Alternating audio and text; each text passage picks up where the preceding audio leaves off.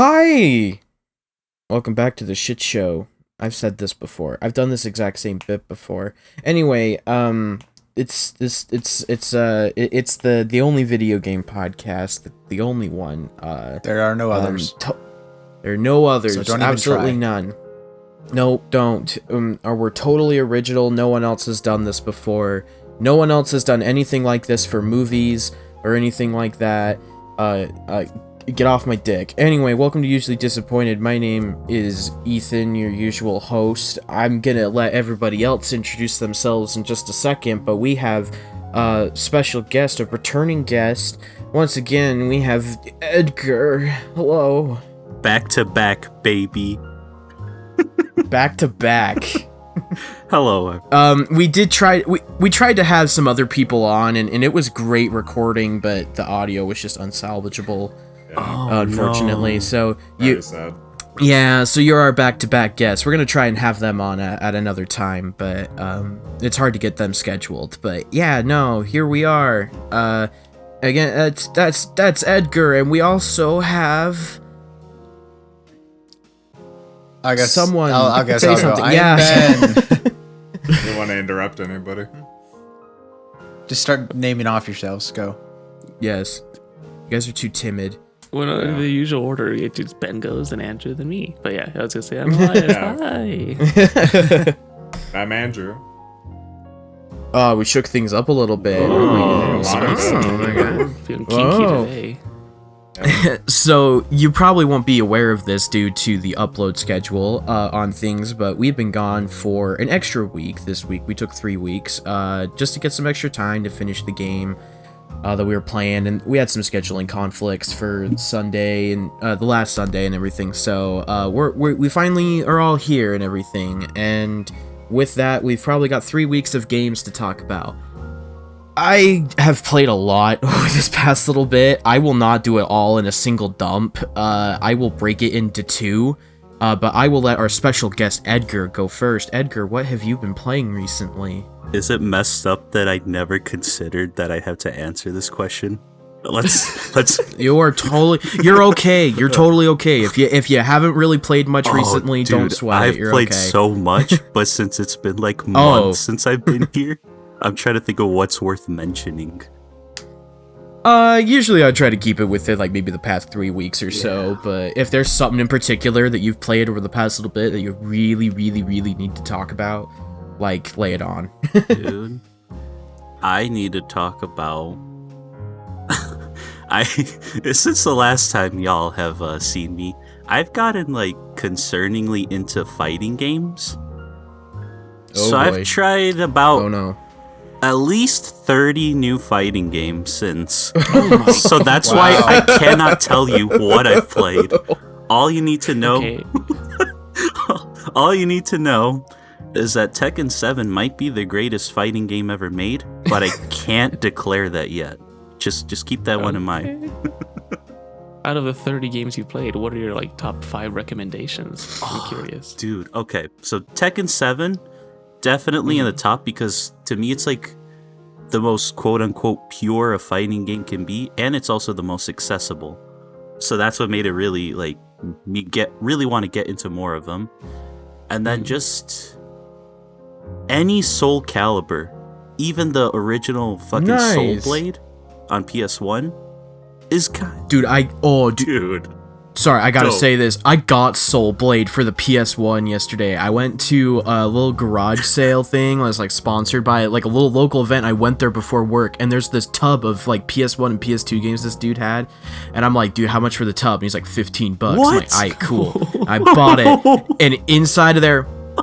There's a lot of sports games. They're used for replacement cases primarily for me, but I got Soul Blade, Tomb Raider 2. I got Bionicle for the PS2. I got some bangers in there, man.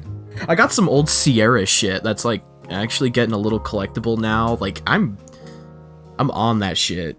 Wow, that is a haul. I'm on a wavelength. Anyway, so I'll give Soul Blade a try. You said you'd recommend it? Yes, please do. I literally went out of my way to pay $30 for a good copy of it on fucking Mercari.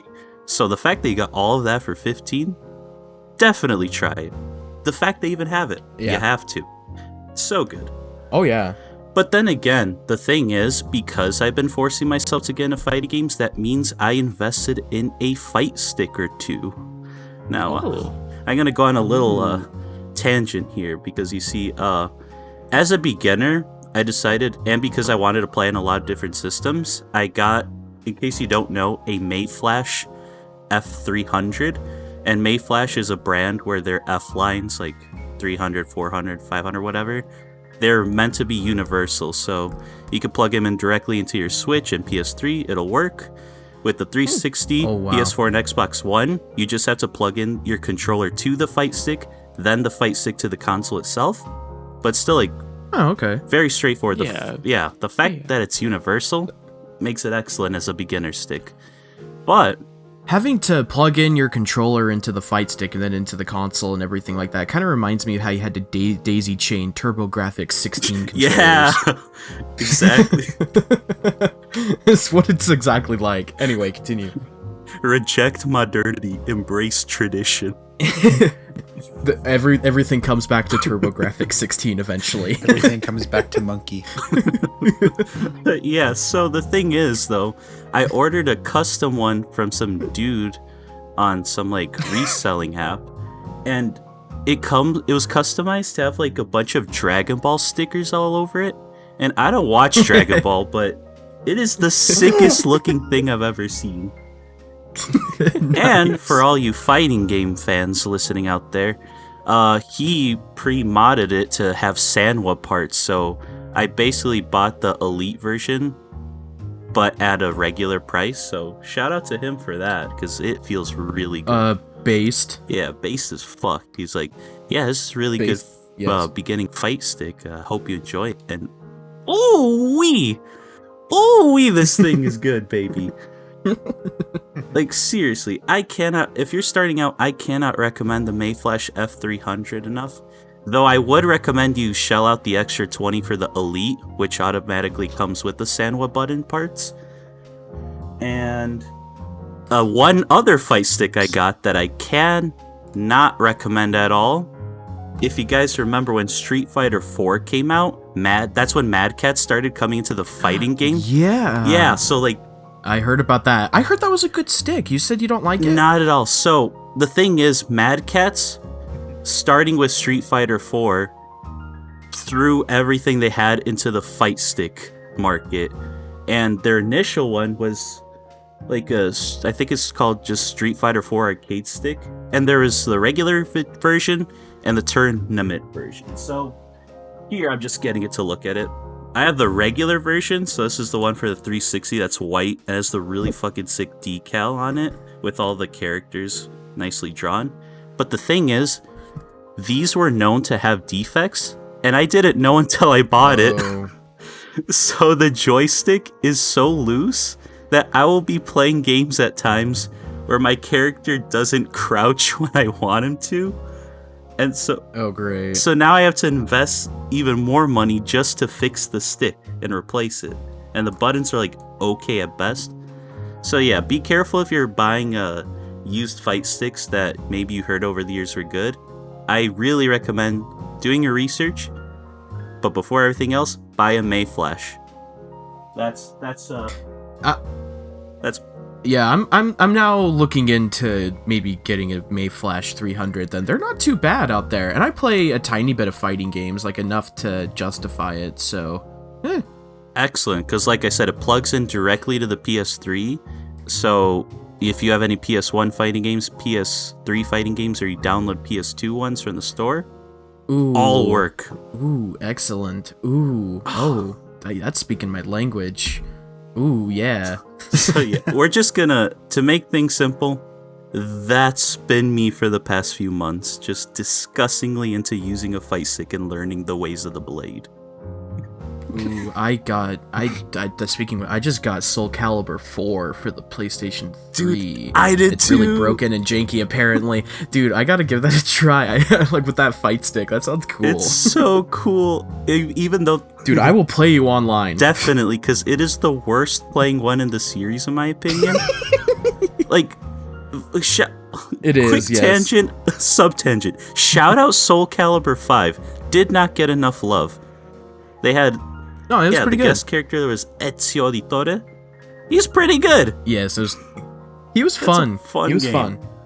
But yeah, that's me. That's my weeks or months.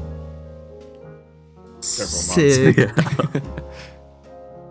I'll quickly go, and then I'll let everybody else go, and then I'll wrap up with my last stuff. So, before I talk about more interesting stuff, but I recently had a little 7th console generation nostalgia phase. I'm still in the middle of.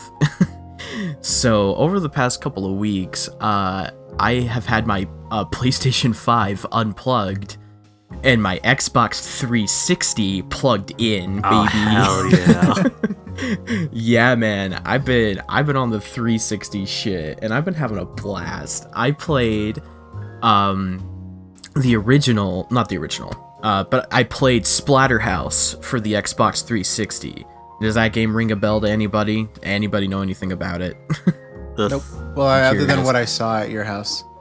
Dude, Oh yeah, you came over for a little bit, Ben. You saw it a bit. Yeah. I know the originals, sorry? but I've actually never seen the reboot that you're talking about played. Like, I have no idea if it's 2D or 3D. No idea. So, yeah, it's a 3D brawler. Oh, boy. I'm not gonna say it's like Devil May Cry because it's way more simplistic, a little more button mashy. Nothing wrong with that. I actually had a lot of fun with it. But the funny thing is, when it came out, universally panned, like got very like poor to like mediocre reviews and everything, and people are like, it's just all it is just gore and violence and blah blah blah. It's just violence and titties and stuff. And I'm like, that sounds Hell like fun. yeah. That sounds like a horror movie. That sounds like a horror movie, and like, you know, it's all just a bunch of like, you know, gore and whatever. And like, I love cult like horror movies like Reanimator or whatever. I'm like, this seems like to be like the Reanimator of video games. Oh, you sold me. Not maybe to that, not to that full quality extent, though there are Reanimator references in the Let's game. Yes, the main bad guy of the game is actually named after the doctor from Reanimator, but it's really funny. It's a big like horror movie kind of centric franchise. They've loved it. Like, it's been a homage for the longest time, and I played the game, and it's actually pretty good. Like, for a kind of, it is kind of more of a janky 3D brawler. It's good. I liked it. I had fun with it. There's some bullshit difficulty spikes in it that are like really, really hard at the very end of the game. But otherwise, I liked it. It's the kind of jank that I really like. I liked it a lot. And what's also really cool is that on the disc of Splatterhouse for the Xbox 360 or the PlayStation 3, you unlock the original Splatterhouse 1, 2, and 3 just by playing through the levels of the game. Yeah. The original, you get a perfect arcade port of the original, which there's never been a perfect arcade port released to home consoles before, because we got the TurboGrafx 16 one, but that was like weirdly censored. It's really interesting. It's a really good version of the game, but it's not the arcade port directly.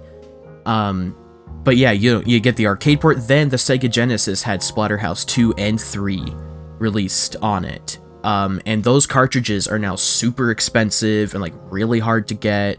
So you'd get it on the 360 version instead, but the Splatterhouse for the PlayStation 3 and the Xbox 360 is beginning to go up in price because people know about the games that are on it. So it's like, shit, dude, I get Splatterhouse, like the remake plus 1, 2, and 3, and people have inflated the price like pretty bad right now. If you're to get your hands on it, get it on the Xbox 360. It is the cheaper version, and it's probably going to be the one that runs better, to be completely honest with you. But yeah, it's pretty rough out there. If you want to get your hands on the PlayStation 3, your average price is going to probably be about $90 for it. Which is lower than where it was, but that's still $90 for a PlayStation 3 game. So just pay like the $50 that you'd pay for the 360 one.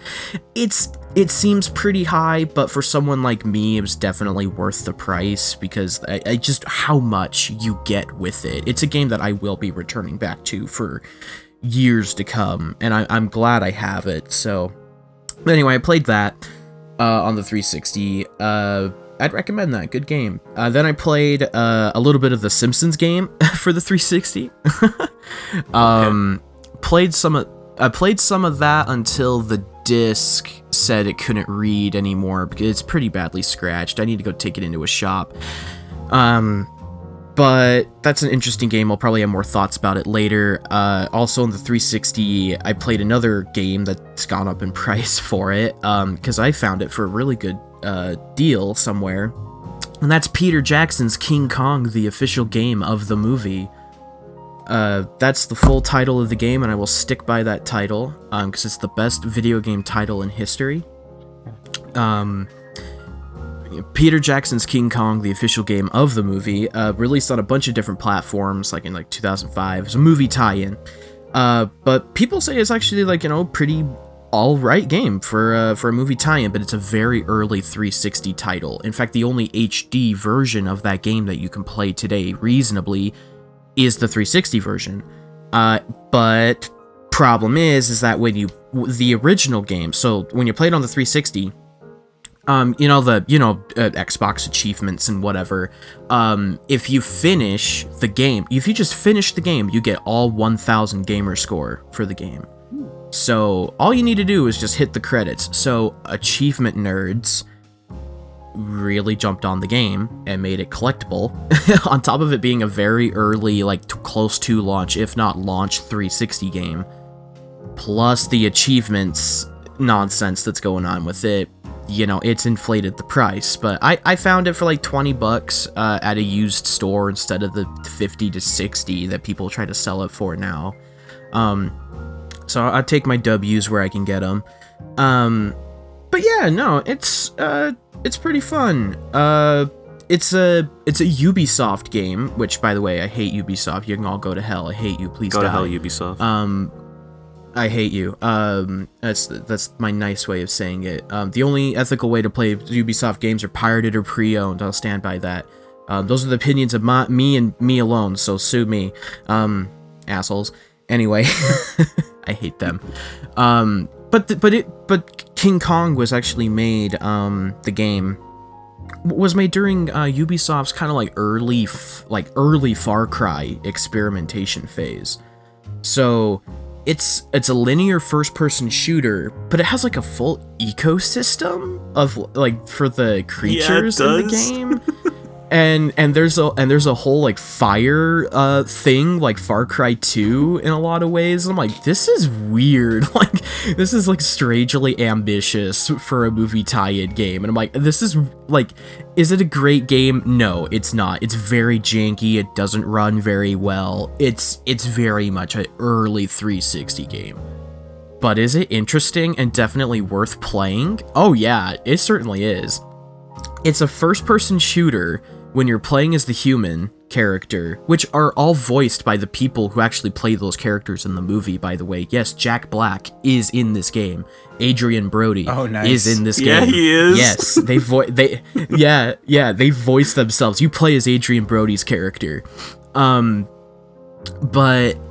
Anyway, you have those first-person shooter bits, and you're throwing spears and grabbing guns, doing combat, shooting dinosaurs and shit. It's like slow-ass Turok. But dude, there are moments you get to play as King Kong, and while they're still janky, dude, nothing will ever hit more than being a giant monkey and just grabbing a T-Rex by its jaws and just pulling down his jaws as far as you could go, struggling, and just snapping his jaw in a button mashy quick time event. After you just beat the shit out of it for a minute, you just snap its jaw like that. Oh, that feels so good. And then as soon as he does it, he throws the dinosaur on the ground and King Kong just smacks his chest like the giant ass gorilla he is and roars, and I'm like, that was euphoric. Like, Monkey the game. for that alone, that felt so good. I'm like, oh yes, I could just take a full game of this and I would love it. Like, give me a good Rampage game or something, please. Yeah, anyway, King Kong 360, alright. Lastly, there was one other, I think, on the 360 or the PS3, or was there? No, I think that's it. Anyway, I'll let someone else take it now. I'll throw the ball to whoever wants it. Elias, Ben, Andrew. Yeah, we're who also wants it? meek, and we don't want to speak up, so maybe just tell us Just directly. toss the ball to someone. Don't say you're gonna toss it to hit us. Okay, fine. Andrew, go. Excuse me, I was eating an apple just barely. He wasn't expecting to get picked. Yeah, I love apples. They're my favorite food. I eat like 2 a day. Anyways, What's your favorite kind of apple? Gala. Oh, I'm basic. We're but, now- Yeah, I love Gala. We're now an Apple podcast. Yeah. So anyway, I the learned, iPhone. I learned from Daily Dose of Internet that they pretty much all apples are dipped in like an edible wax. So I think I've ingested Yeah. like 80 gallons of wax in my life. I So, can't stand the Daily Dose of Internet videos, dude. Just the voice. God, I hate the voice. he Like, seems the like a videos nice themselves guy. are not bad, but like, here we have a yeah, like it's just. Anyway, continue. What'd you play? Yeah, that's fine. I can see. He seems like a nice guy. But anyways, games I played. Games I played. I played a few games. I finished Resident Evil 3 remake because that game is really short, like amazingly short. I was kind of expecting it to get to 7 hours at least, but what? It's short. Yeah, but I had a lot of fun with it. It was, it's still going along with this Resident Evil hype I'm currently going through. Like, I'm enjoying every Yay. game I play. So, yeah, it was a lot of I'm fun. so happy. I would say that it's probably the weakest of the 3 I've played so far. Yeah, understandable. Yeah. But like, there's definitely a few moments where it's like, this is, I felt like this could have used like another 6 months maybe, or another year in development. The zombies were a bit more spazzy in this game. And also, it's just weird to play a Resident Evil game without like branching paths. It's pretty linear.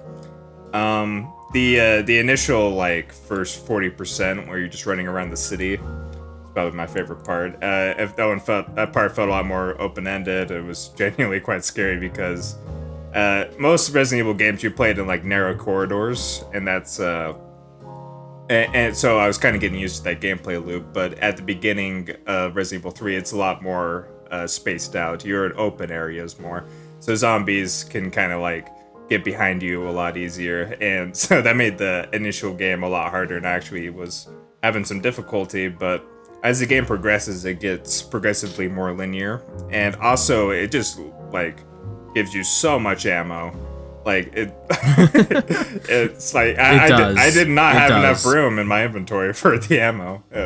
It's way more action oriented, and that's kind of how the original 3 was as well. It was a little shorter, and it was way more action oriented as well.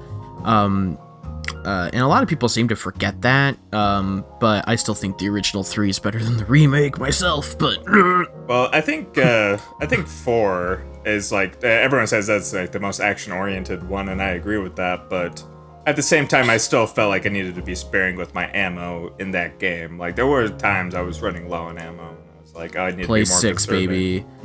Play 6. I want to play 6 with you. Oh, I will get to 6. Actually, that's kind of like at kind of a crossroads. I guess I played 2, 3, and 4, so logically I should play the first one. No, you should. Yeah. I'm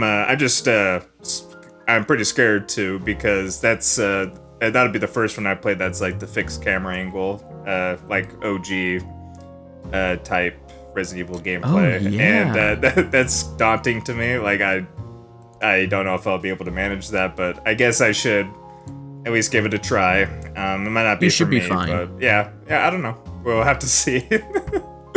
I can't imagine it be throwing you off that bad. But you never know. But you should be fine.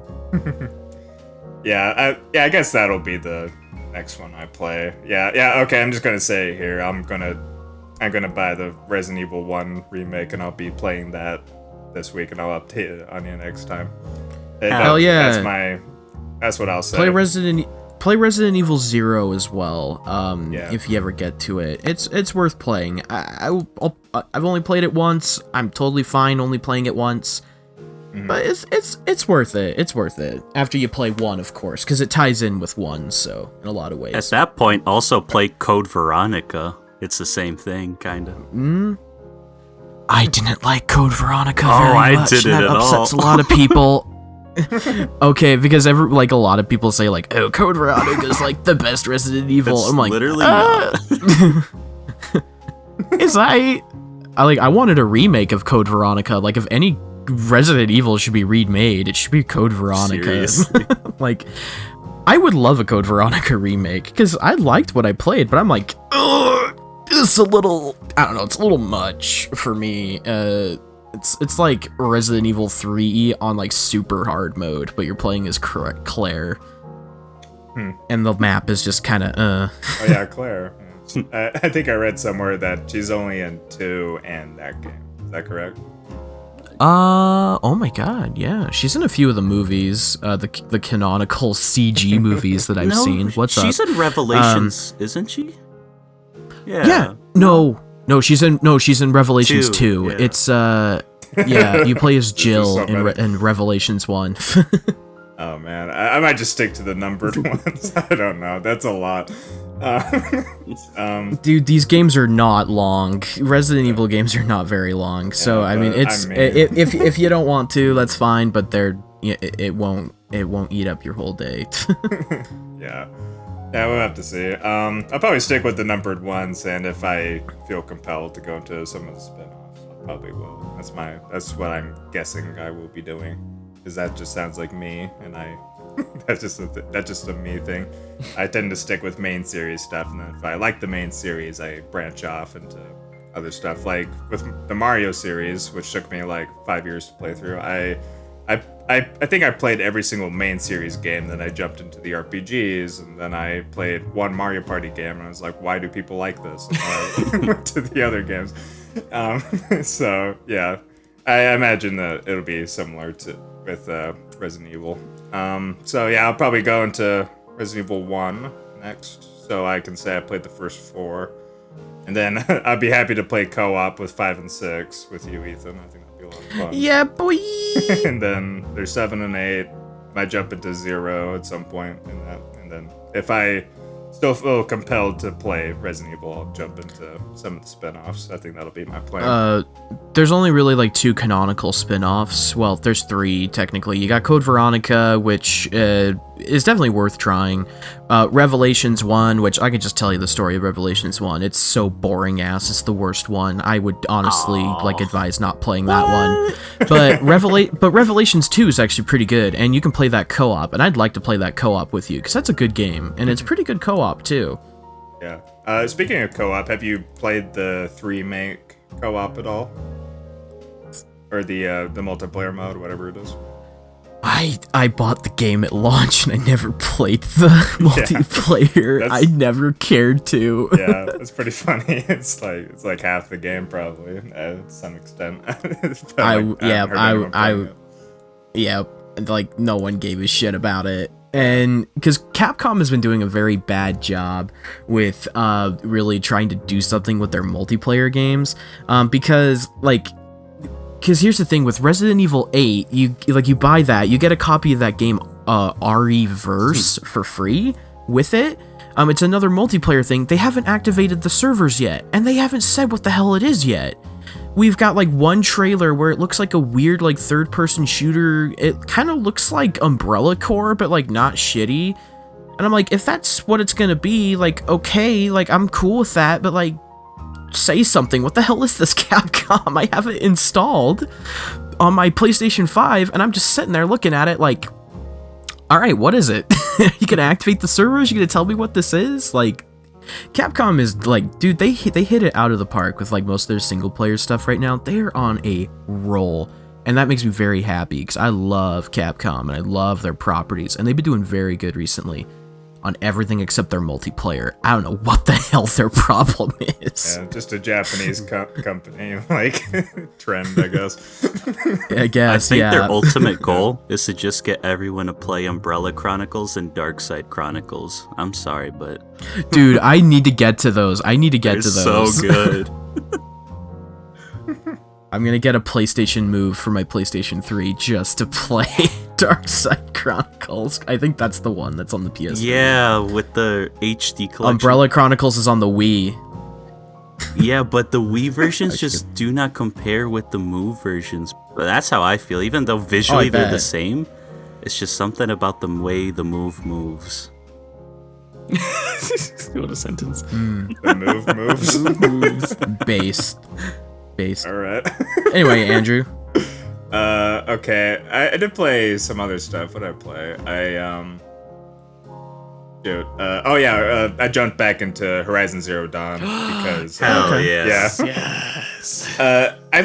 listening back to some of the earlier episodes where I was talking about Horizon Zero Dawn, I think I was just in a bad mood or something the first time I played it. So I feel embarrassed about that. So I'm gonna Hey, it happens. It happens. Yeah, I only got to play it for one day the other day, so I haven't played too it much, for a ton yet. But it's definitely a very fun game. Where are you? It took where a while are you to. at? Let's see. Spoilers are fine, right? Yeah, we've all played it. Let's see. You go through the choosing or whatever. Okay. Oh, Whatever, okay. and then and then all your friends die, which surprised me. Yeah, it's great. I was like, I thought they were gonna be like your party or something. Nah, screw them. but They like get to no, die. they just die. Jesus. Pretty brutally Yeah. too, honestly. Not gonna lie, they actually kind of hooked me. I was like, what the fuck? I was not expecting that. Okay. So yeah, and then like your surrogate father guy, like it seems like he got blown up. I How don't believe dare that. you forget Rost's name? I'm just trying to be. I remember his name is Ross. I was just trying to be. Oh, vague. I mean, yeah, okay. I mean, it's the beginning Yeah. of the game. It's like the first hour. It's been a while since I played God. I don't remember these Same. I don't. That's why I don't use names. I like to say like just generic titles for even like people I know. Like I don't say That one guy. makes Yeah, Like I I know don't what say you're talking about. I don't say Ben. I say my short friend with the curly black hair or something. You're a short Like Jewish that. friend with the curly black hair. Yeah. The short Jew. Whoa. The short Jew. Oh. Yes. Anyway. And let's see. I was having a lot of fun with it. I got a ways past that. I'm currently a seeker, and you're supposed to go to some sort of fort, I think. Oh, okay. Okay, Yeah. cool. Yes. Yeah, so I'm not to the fort yet, but that's where I'm at my current trajectory. So Nice. yeah, Well, it's fun. It's a lot of fun. Since I have been playing like Resident Evil and God of War and stuff, I think I'm starting to get over my ailment of like my eyes hurting when I play hyper realistic games for a long time. So I think I'm getting better with that. It's still not perfect. I'm like in the third evolution of Pokemon, or whatever. I used to be a Drew. Then I evolved into an Andy, and now I'm in full-on Andrew. So there you go. yes, Amazing. clever. I'm having fun with that. That's 2 games I'll be playing for the next couple weeks. Is first Resident Evil and Horizon Zero Dawn. So that would be an interesting thing to jump back and forth between. Hell yeah. And then lastly, I don't know if you guys have ever heard this game, but I was playing the game of the week. And spoiler alert, I was getting kind of mind numbed a little bit. So I was like, I want to play a game that stimulates my mind slightly. So I downloaded this game I heard good things about called The Witness. Dude. It's an indie game. Yes. Yeah. Yeah, it's sort of like an open world puzzle game, which is right up my alley. it's imagine like you guys know that iPhone game Flow. Oh yeah. Yeah. That's a good one. Okay, imagine you're running around like kind of like an empty like world, like that kind of looks like something. How would you say the visual style is? It's kind of like something. It's like what remains of Edith Finch, kind of. But Yeah, more that simplistic yet very stylized indie 3D. Yeah, which is Unity engine, but good. Yeah, which is like my favorite thing ever. is like very, very colorful, like 3D simplistic stuff that doesn't hurt my eyes. I love that. So yeah, that game's a lot of fun. I don't think I'd recommend it to people who aren't into puzzle games, but it is. Yeah. I tried playing a little bit of it. I never liked it or anything, but I was like, this is a really cool game. This is good. I don't like it. It's not for me, but hey, someone out there loves this. Good for Shout them. out Jonathan Blow. I'm glad it's you. Yeah. Or Adam from YMS or something. Oh, nice. Yeah. I Okay. Him. Yeah. He was like, this is my second favorite game of all time, and like I like Adam, so I'm gonna try it. So, okay. So yeah, that game's fun too. So yeah, I've liked all the games I've played so far, besides the game of the week. But I'll get into that later. Yeah. Let's go. Ben hasn't talked that much. Do you want to talk about? Yeah. Well, you've talked a actually, little bit, Elias. Oh yeah. No, I have talked about it. I actually haven't played that many games since I completed Below Zero. And we talked about that on the last episode, and yeah, I gushed about it, so I will not be talking about that one in this episode. However, it is a fantastic game, so if you haven't played it, go try it out at some point. Let me think. Okay. What other games have I played? I don't think you've really played. You haven't talked to me about anything. At least you usually talk to me about games you've played. You're playing Dark Souls right now, but that's the usual. I mean, yeah, because it's a game that I've memorized and I can just kind of play it casually. So Yeah. So you need those kind of turn your brain off games, man. yeah, You need those. Yeah, so that's why I'm playing it right now. That's rock for me nowadays. Nice. Yeah. But I mean, this is the first time I've played it in like forever. Anyway, aside from that though, I haven't really played anything else aside from the game of the week, so and Below Zero.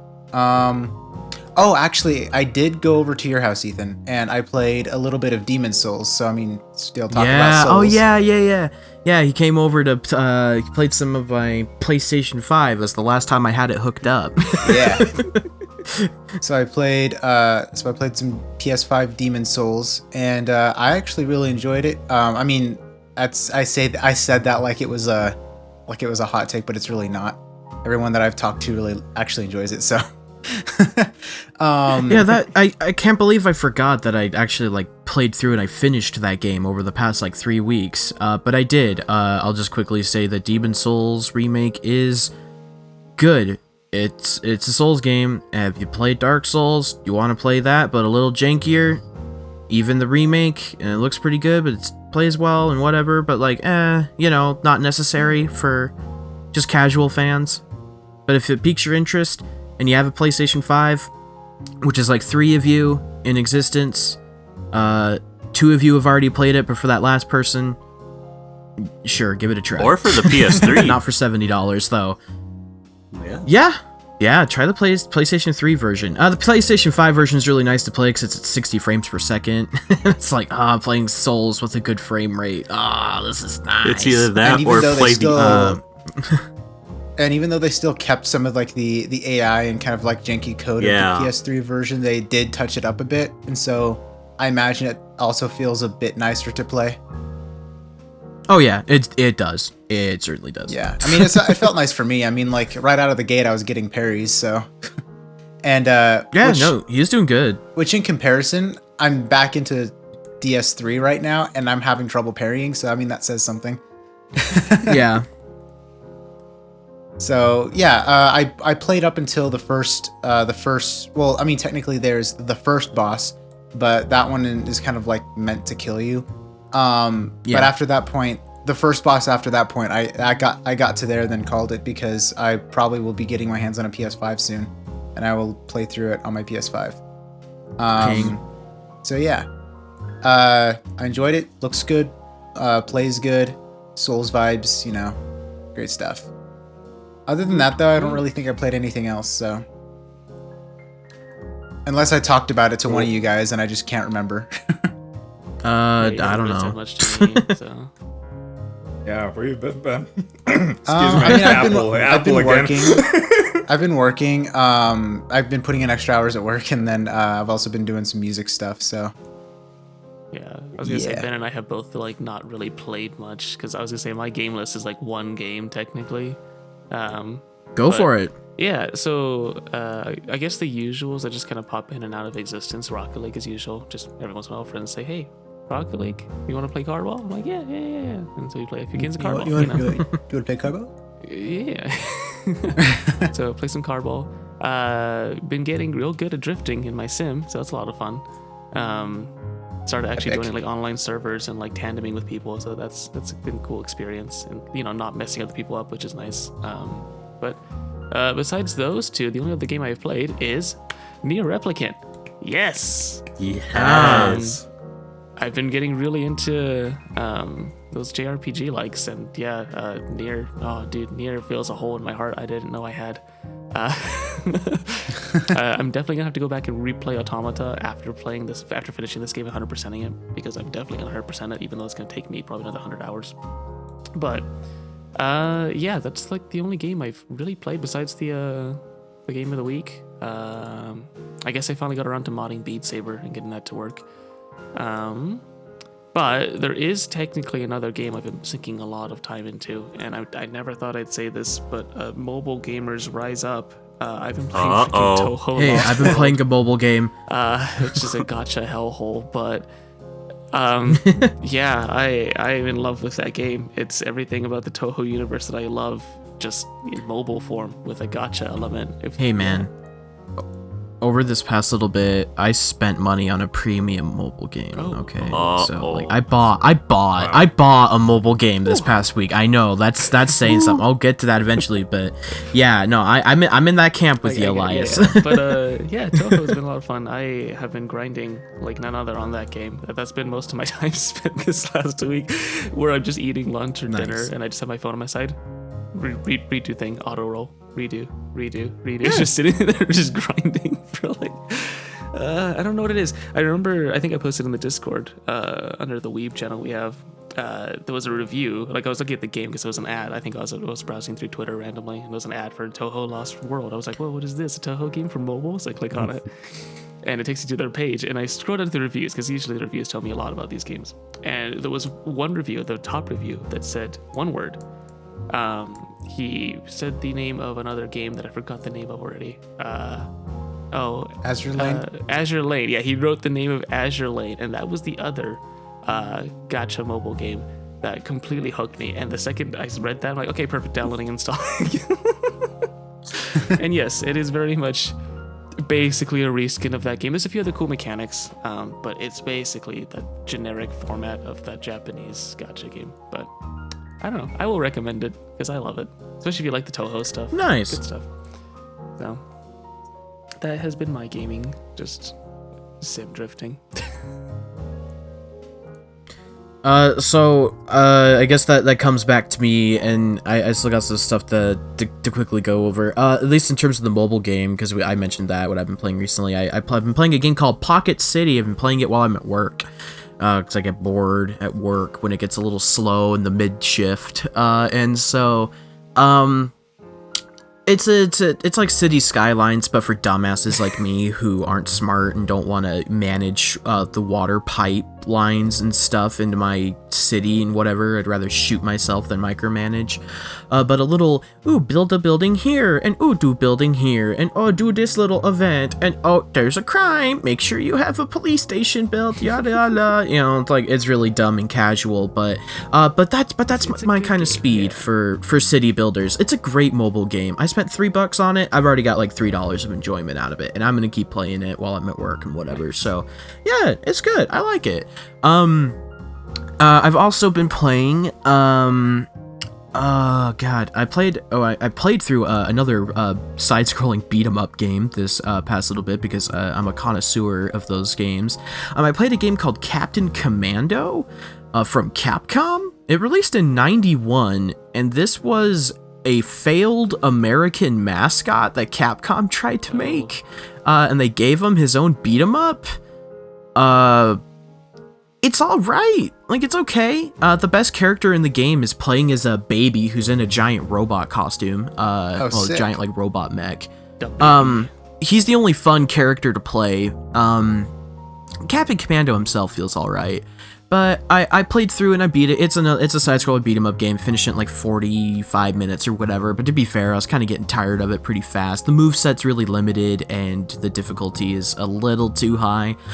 Which, I mean, it's an arcade game, but even for the arcades, like, it's a little bullshit. Because, like, I played Aliens vs. Predator a little while ago. That arcade game, like, that one that Capcom made, like, 94, that shit's perfection. Like, yeah, it's still arcade, beat 'em up hard, but I'd say it's a lot more fair because it has a better move set, and Captain Commando just feels kind of primitive in that way. It came out 3 years beforehand, so, but it's okay. I finished Halo Combat Evolved again. I've been playing co-op Halo with a friend. He got back from a vacation. We finished it a few days ago. Woohoo! I played an NES game on the Switch Online. I played Scat. Special Cybernetic Attack Team. It's a shmup for the NES, a shoot 'em up. And it's not bad. It's not bad, actually. It's pretty okay.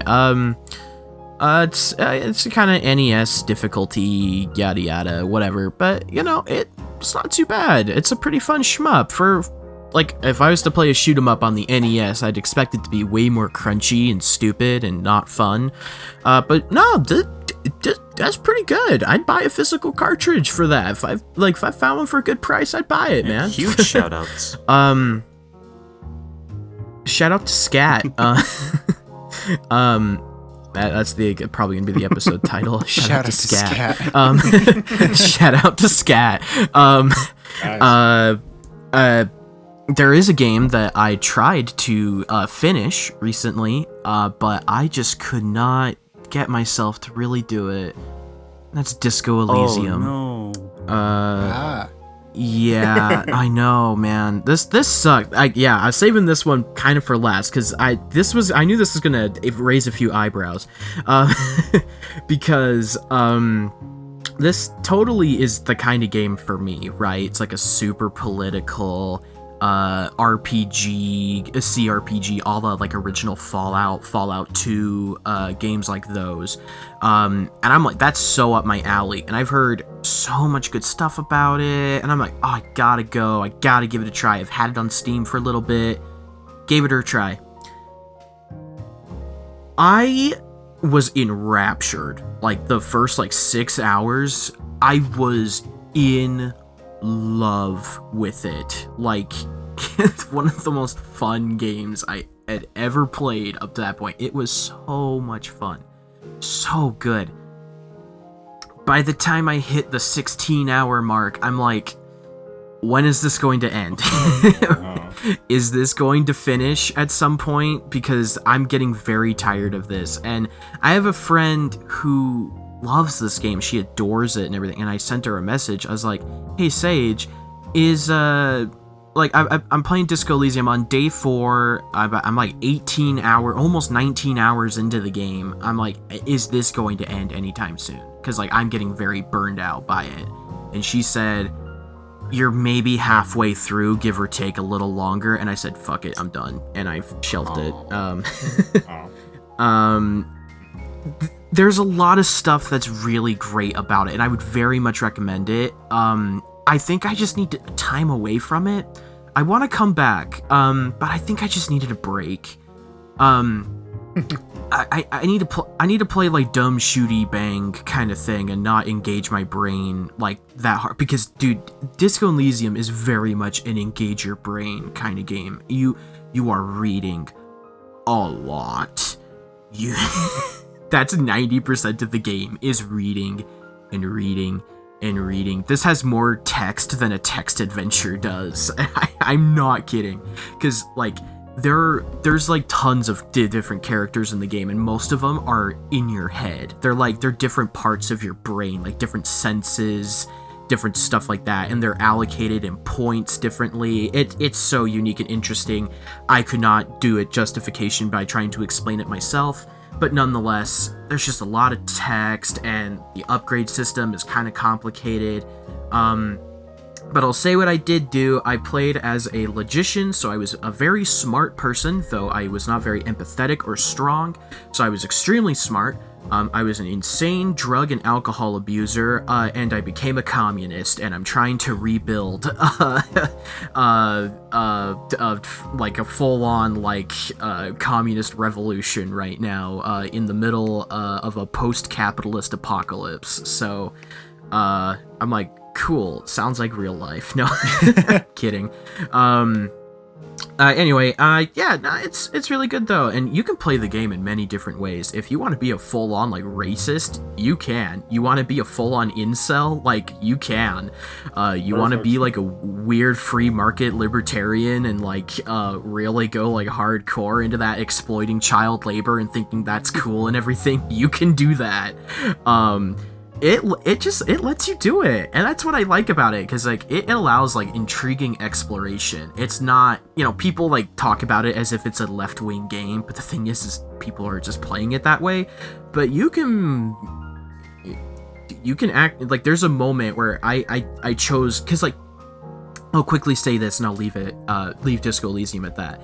But when you go into conversations, there's certain, like, choices for dialogue that you can pick that are very, like, politically in it, like, kind of around the spectrum. And I apparently picked enough answers at one point that one of my one of the sections of my brain said, like, hey man, what's up? You're kind of speaking a little interesting recently. I'm like, and I'm talking to my brain, like, what do you mean? He's like, sounds like you're wanting to get into fascism. And I'm like, what? Like, excuse me, what? They're like, hey man, we can there's a lot of shit we can do. We could go pretty crazy, man. Fascism sounds pretty cool, right? And I'm like, no. Like, I'm already, like, like, in the communist playthrough. I'm like, no, I don't want to add fascism on top of this nonsense. Like, I'm cool, thank you though. But yeah, man, you can go there. If you can think you can go there, you can go there. So if that sounds interesting, give it a try. It's so worth a try. It's an independently developed game. It's made by, like, 4 or 5 people, I think. It's come to consoles now. You can get it on Switch and PlayStation 5 and the Xbox Series. I don't know about the PS4 and whatever, but I bet with a controller it's gonna feel a little weirder to play. So I'd say if you can play it on PC, play it on PC. But, you know, hey, it's there. It's interesting. I wanted to love it. It might not be for me, but I'm just taking a break and I'll come back and we'll see eventually. So, pretty good game. And the last thing that I've been playing over this past little bit is, after I gave up on Disco Elysium for now, I've been playing Pokemon Soul Silver on my 2DS. Okay. Yeah, I have a physical cartridge of it. Shout out to my friend Brayden, who gave me a bunch of Pokemon games recently. He gave me a copy of Black, Soul Silver, Gold, and Ruby, original cartridges. Just the cartridges, but original cartridges, because Pokemon prices are bad shit right now. So the fact that I got Soul Silver, which the cartridge alone is worth over $100, I'm very happy about that. Because I would have emulated it, but I'm glad I'm actually playing it. Because I remember Gen 2 fondly, and going back and revisiting it, but in Gen 4's style, which is my favorite gen of Pokemon. Yeah, no, this hits, this slaps, this is good. Yeah, it's really good. That's my favorite Pokemon game. It's very good. It might be my favorite Pokemon game. We'll see. But I'm having a great time so far, and I'm just gonna keep trekking along with Soul Silver, and I'll give updates where I can. I've only finished the second gym, so I'm still really early on. I picked Quilava. Well, I picked Cyndaquil as my starter because Cyndaquil is the Cyndaquil's the only good Gen 2 starter. But I don't know about that, but that's where I'm at. I will stand by that. That's a hot take, but I'll stand by it. Chikorita and Totodile suck. Totodile. Oh, Screw come you. on. He's so cute. Totodile's okay, but Feraligator's dumb. I don't like Feraligator, but Typhlosion, dude, why? Why would you pick? Why would you? Wow, dude, you get Typhlosion, dude. Typhlosion is based. That's the coolest. That's the coolest evolution of a starter. Period. Yeah, Snorlax is my favorite Next to Pokemon, Blastoise. period, and Typhlosion kind of looks like Snorlax if he, like, worked out and, like, his, like, back exploded, so it's perfect. Yeah. No, it's pretty cool. You're right. Anyway, that's where I'm at. That's enough of talking about all that bullshit and everything. We got another game to talk about. I recommended a game on the very last podcast episode, and I knew going into it that this was not going to be something for everybody. That's totally fine. That's why I recommended it, because I was expecting wildly different responses possibly for it, and I just wanted to see how people would feel about it, because this is something I know that barely any of you would play on your own without someone prompting you to try it. And that's okay. That's totally fine. I'm not saying that as a bad thing. Like, I'm gonna keep saying that a lot. Like, I can accept criticism of this game. I'm not like a fanboy or anything. I know, as much as I love this game, because I do love it, I know it's got problems, and I know it's not for everybody, but I recommended Postal 2, baby.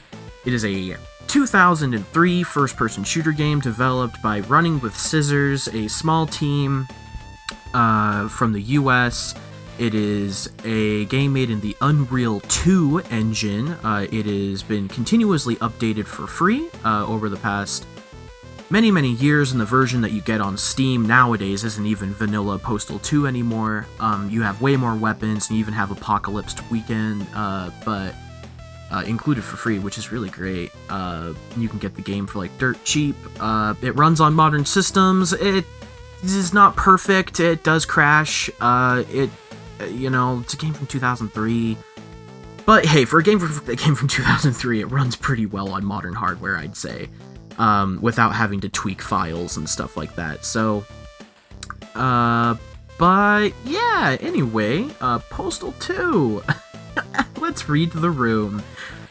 What do the people think of Postal 2? I'll start with Edgar. What? That's my initial reaction when you offered me to come on and talk about Postal 2. Because it is arguably the most fascinating case study for video games as art, but in the most unconventional way. Yes. Yes, I agree. So basically, like, the reason I haven't stopped thinking about all these years is because it leads to like a larger and broader discussion of not just how we interpret games as art, but how just art in general evolves over time and how we look back on it. Because you said it came out in 2003, right?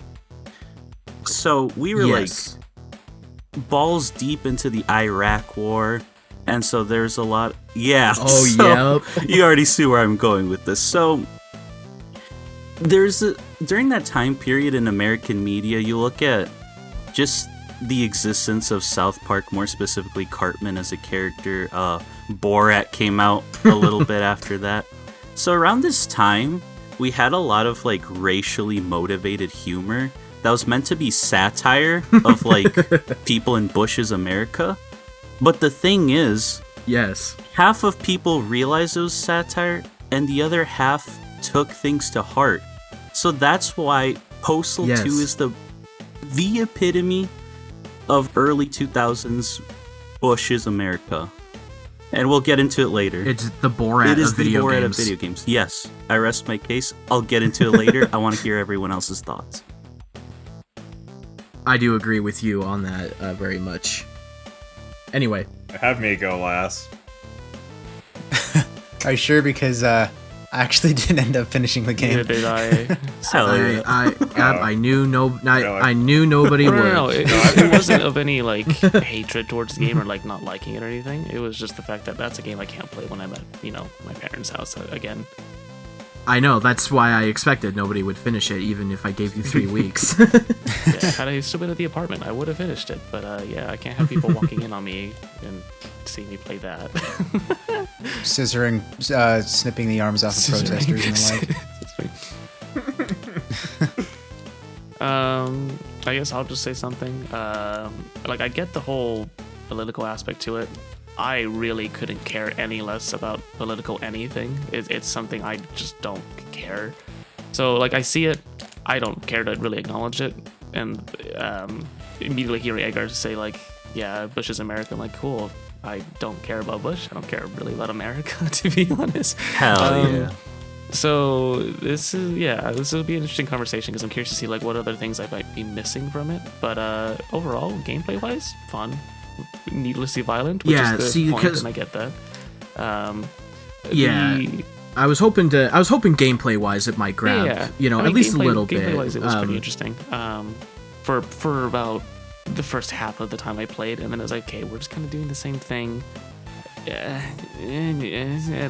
get telling a message through like art or things like that, right? But like, it just got so repetitive and loopy and pointless. It felt like, and it was like, cool, you've said your piece, I'm done with you. But like, it just kind of kept going. I'm like, cool. I think I got to Thursday or Friday. Like one of those last 2 days, I got to like one of the last two. Okay, yeah, so you got very close. Yeah, I remember seeing your Steam achievements that you definitely got further than anybody else did. Like I did enjoy it, but like, I was pushing at the end to like finish it, and then I moved, and the whole move happened, and I was like, okay, I'm just not gonna finish it. No, understandable. There's a reason why I bought the game for all of you, and I didn't have any of you invested it monetarily yourselves. Yeah. But it was interesting for sure, and some of the things that came up were really like, whoa, that's a thing that happened. Holy crap! Like, okay, and I feel like I missed out on some events, so I had to like, I was watching some YouTube videos on a few like the things that happened. And I was like, oh, that happened. I only saw like the aftermath of whatever happened there because I just happened to not be around for it or something. And then looking up into a few of the memes that came out of it too were pretty funny. The whole petition meme was really great. I love the petition. Like overall, like I give it like a 6. Probably. Yeah. Okay. If we're giving a score just to read the room a bit, probably like a 6. Maybe okay. You can talk me into giving it a higher score because I just didn't understand it. Or no, that's an interesting opinion and a cool perspective to have on that and everything. And I understand that and I respect that a lot. That's really cool. Not being actually, a political person. That I have to base it off. Yeah, gameplay but I was wise, and gameplay was like a 6.5. Yeah, I was hoping that gameplay-wise it would hook you more, because I'm at that point where I already did the political, like, analyzing of the game. I've already done that and everything, and this most recent playthrough I did was just, alright man, let's see how ham I can go from a gameplay perspective, and I went ham. I was high on crack for 90% of the entire run. I knew where to look, I dressed up as a cop every single day, I had everything down to a formula. Like, I was an efficient killing machine as I moved through this game. Just actually, okay. Yes, and you can get away with more crimes if you do that. Exactly, you can kill people in front of cops and they don't care. It's great. I robbed the bank while dressed as a cop, and I just walked right out of there, and no one bothered me. It was excellent. I think I robbed the bank dressed normally, like on day 2 or whatever it is, or day 1 it might have been. I robbed it on accident because I just was wandering through, like exploring. I was like, oh, there's a hall, and I took the money and ran, and no one stopped me. So I was like, cool. But yeah. Anyway, that was my little piece. So. Nice. Yeah. So, and then on my end, I also didn't finish it. I got to Wednesday, so like a day or two less than Elias, and kind of similar to Elias. I'm not really like I'm not really into like overly political media. And I know like that's like a pretty popular genre these days, but when it comes to video games especially, I kind of just like to, I don't know, do something other than engage in the the terrible Keep world that politics out of my video games. Well, I mean, not necessarily. Let me play Fallout in peace. Not necessarily, because like. Oh, I'm kidding. I'm kidding. No, I'm kidding. That's no. I'm kidding. It's an oversimplification of it. I know what you mean. Like, I'm not directing that at you guys. That's just a joke.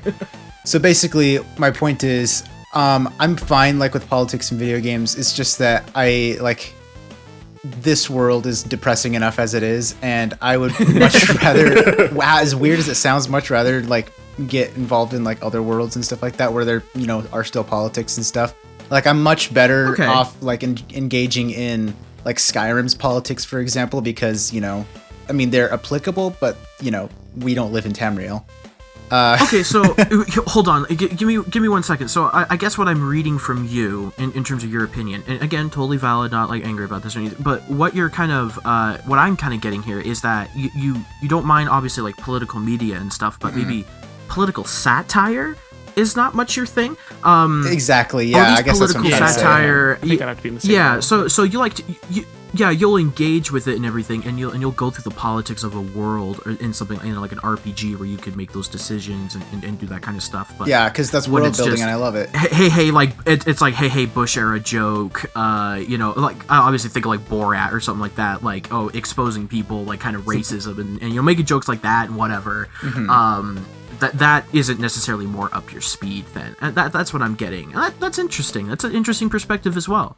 Yeah, so I guess that's like one of the points of why I didn't finish it, but also is because of the same reason it felt a little like repetitive.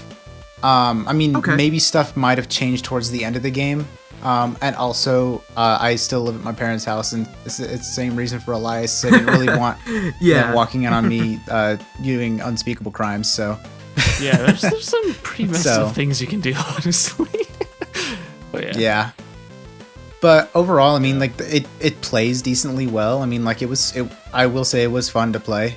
And I don't know, it's just like the overall aesthetic and stuff I just didn't really mesh with.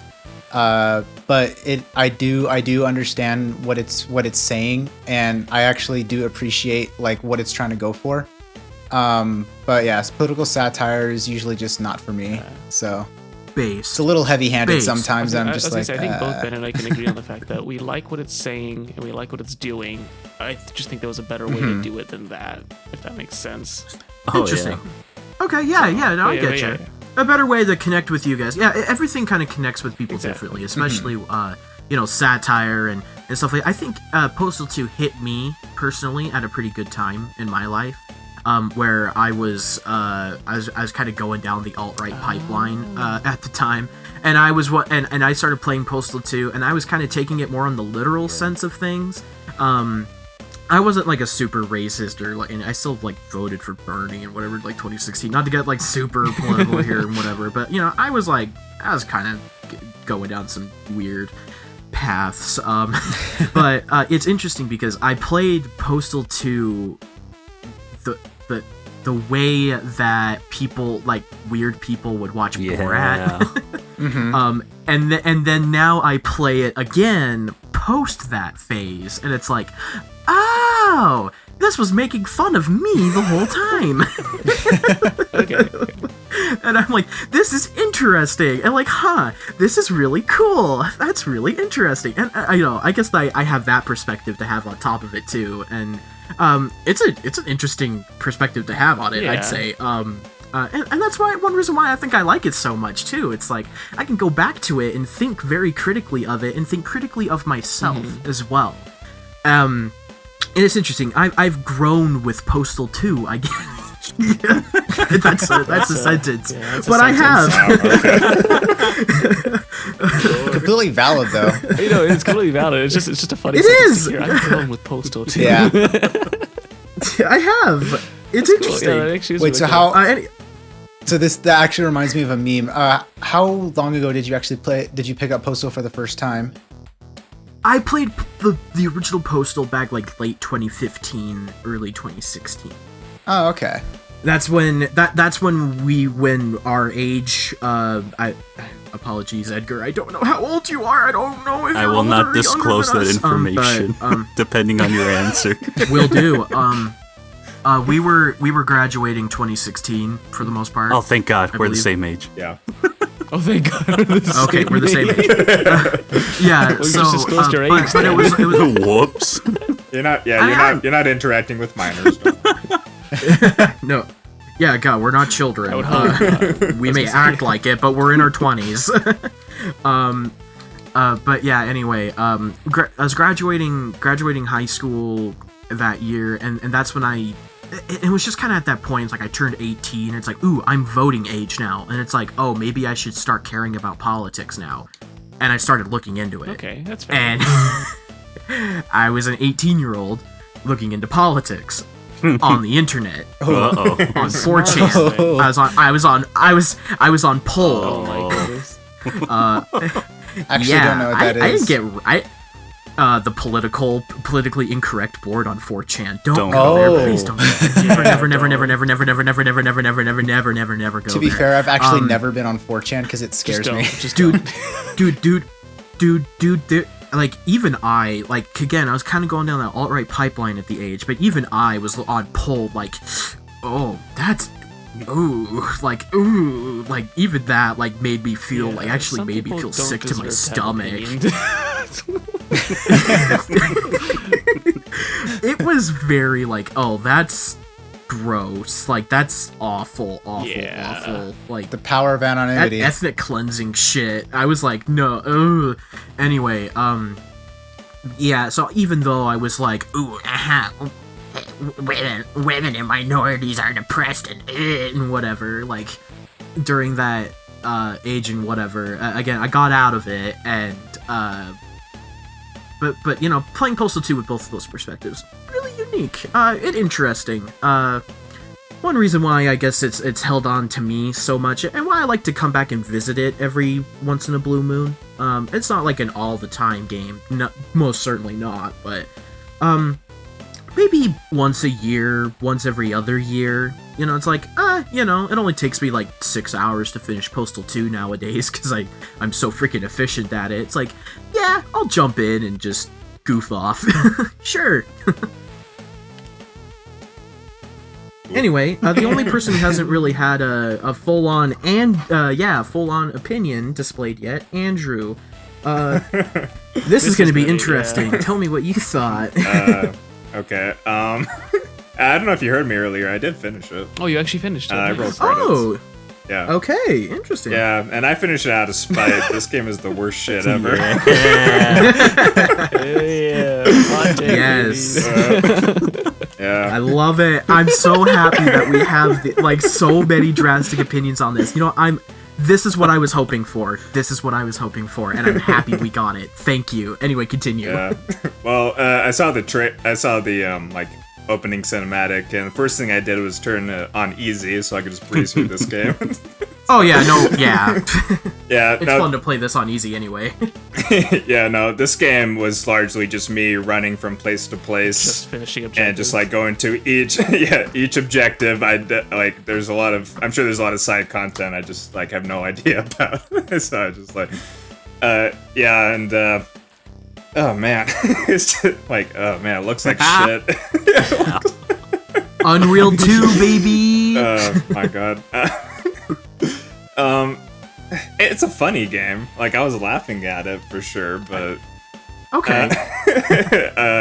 I'm surprised that like it seems like you actually like take some like deeper meaning from it. I don't know. It just seems like the like shitpost the game is like a Rogue Warrior type. Like, I don't know.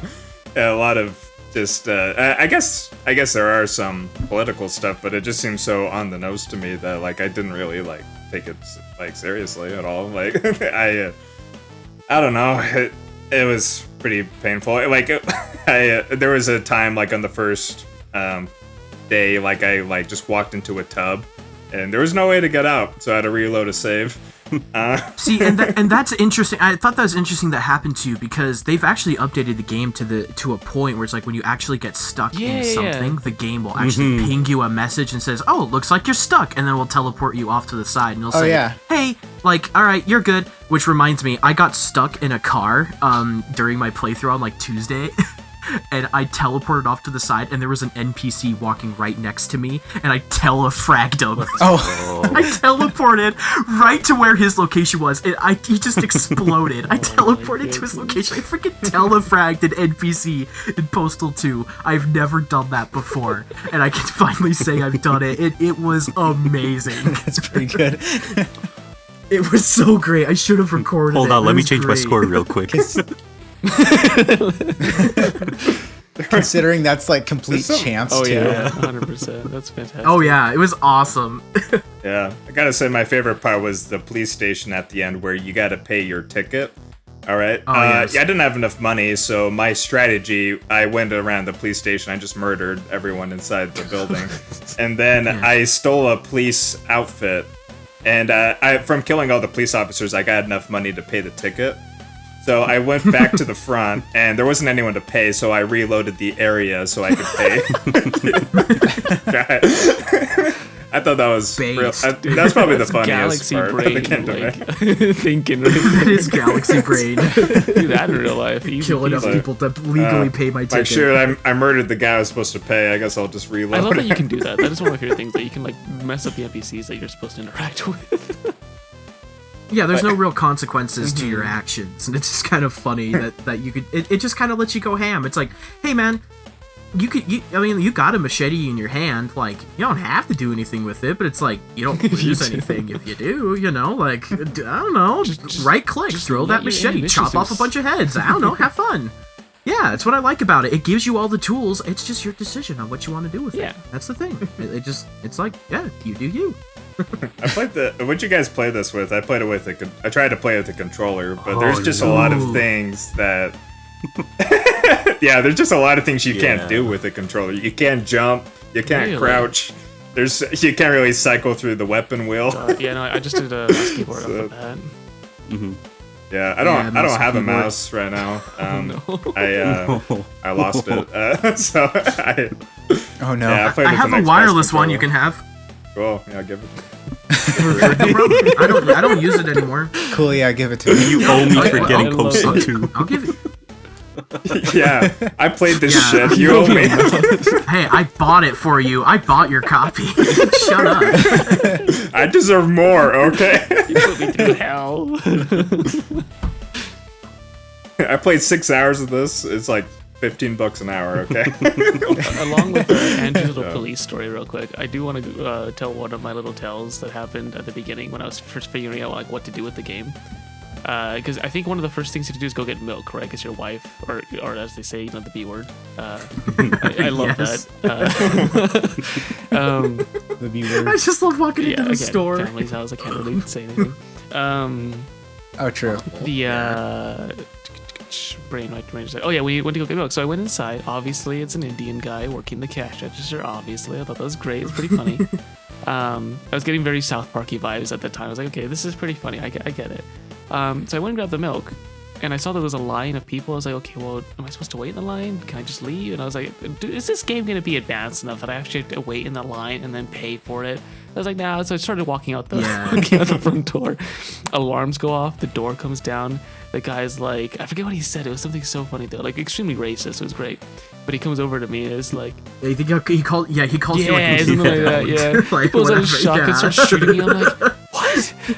So I started like beating him with his baseball bat, and then I realized, okay, I have no way to kill him. So I start just running away, and I accidentally go into the back door. And then all these women start coming down, like screaming things in Arabic at me. And I'm like, oh no.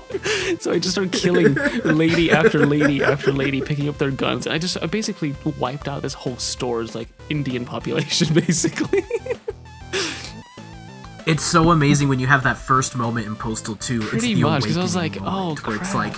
it's like, oh, that's what Yeah. Oh, so yeah, I go through and kill everyone. Okay. And I'm like, oh, okay. And then the guy's still chasing me, so I have to end up. I didn't want to kill him, but I had to kill him, And then I leave the store with milk. I'm like, cool. That was fun. And the other instance was with the bank, because I was like, okay, maybe I'll try the line thing. So I go up, sit in 10th place in line. And it goes through the whole line, and I get to the end, and I do my thing. I'm like, oh, that's pretty sick. And then someone tries to rob the bank. I let the police do their job. They all die, and I was like, oh, great. So I was like, cool, let me just grab this Molotov, chuck it. Then everyone proceeds to burn. Because the people that were fire bandits in this game. got on fire, obviously, because they did the Molotov. And then they ran around screaming and burned everyone else, like every other patron in the bank. And I was like, cool, this is a thing. And I look over to the lady, she's like panicking, like, how dare you do that? I'm like, I'm just gonna kill you. No witnesses at this point. So, but yeah, those are the two like funny moments to me. I was like, okay, this is what this game is. I see. Yeah, there's like that fork in the road moment where you have that spiritual awakening. Pretty much, yeah. in a game, in this game, and it's a fork in the road. You either go one of two ways. You're like, oh my god, I'm gonna keep doing this. This is actually like really amazing, or I hate this. This is terrible. Why do I want to keep doing this? And either which, I totally understand. But yeah.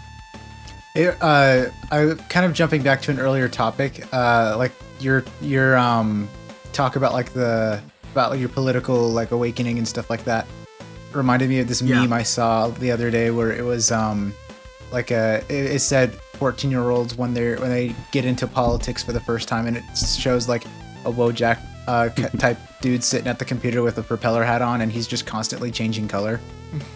And then like at the very end, it just like ends up with like a Nazi symbol above his head. And he turns into some demon. Jesus. See, that happened to me, and just before the Nazi symbol came on, it went like hardcore, like lower left quadrant. It just ran away. It was like, oh, let's go. This is not my thing. Yeah, I just ran away, became an anarcho-communist. Let's go, gamers. Postal 2. Let's go, gamers. Let us go get that bread. Let's go, gamers. Let us take the bread from the state. Let us seize the means of production to make the bread. Let us seize the wheat. Anyway, this is a great discussion. I'm very happy to that this went a lot better than I thought it was going to. I was hoping like as people were gonna be like, it was really boring, like. And it like, was. Okay, we have one. But here's the thing: you still had something to say about it. Like you still had an interesting perspective. I was hoping for this more than everyone felt that way. In that way, there was just nothing to really talk about, and it would just be like a lot of, like I get it, but like, and that's a little bit of that, but like we actually. We're having a discussion, and that's nice, and I'm glad that you guys all, to some extent, at least saw enough artistic merit in it to formulate a cohesive and intriguing perspective on it, and that's great. And I very much, like, again, I did not expect any of you guys to finish it. And that's not, and I'm not saying that as a derogatory thing, like, you don't finish the game, or whatever. That's fine. I didn't expect it because I know the game I recommended. Yes. I've gotten every achievement in this game. I've gotten every achievement in this game. I will tell you some of the things I have done when I have played this game. Because I've become a master at Postal 2. But yeah, no, and so as someone who, adores this game so much in many different ways, and I know it's very much my kind of thing. So, but the fact again that we had a discussion about it is great. Does anyone else have any basic thoughts they kind of want to say real quick? Because I can go over through some of these wonderful achievements. I want to hear more on Edgar's just to let you know so some. He's like spend a little bit and then Edgar. So. Oh, sorry. Yeah, no, so, Edgar, go. Now that I've got a read on what you guys want out of games, I won't go too far into it, but basically to sum it up, like I already said, yeah, it's a really good representation of early 2000s America. But then there's like a thing about the game where then there's points where I'm not sure if it's satire, because then you get to like the part with the gay hillbillies or something that. I'm like, so what are we trying to say here, fellas? Well, what's going on here? So then that's what makes the game so fascinating. You never can get a read on it. It's like a bad movie.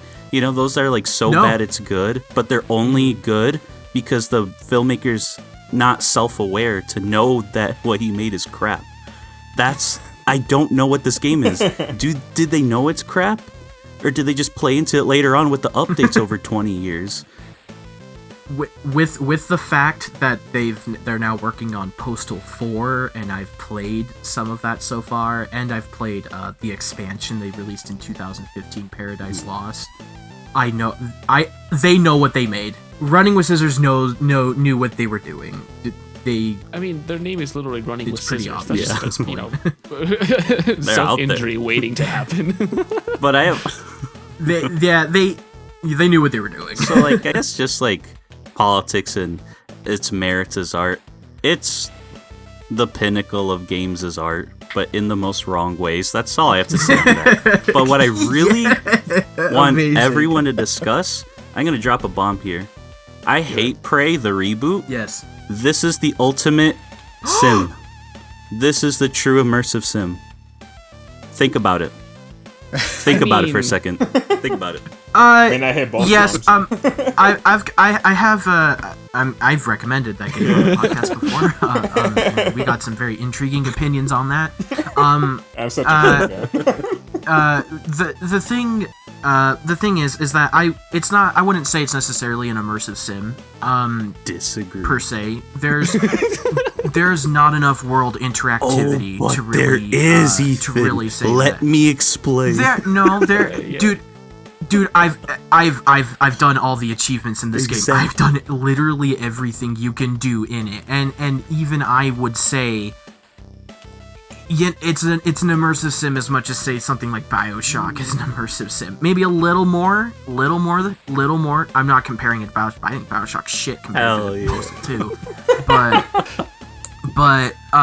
but it's more of an immersive sim in that angle, I would say.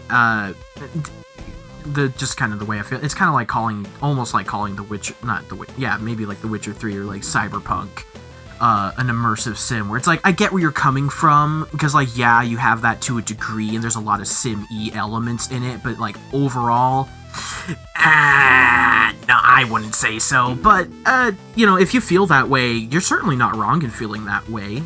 It's definitely, I guess hey man, it was my gateway drug to immersive sims, so, yeah. Oh, I want to hear why. let's hear Edgar it. thinks I got that you. it Okay. is, immersive. So, it's also a really good reflection on free will as a concept. You've already touched on this, basically. The idea that you can sit in line.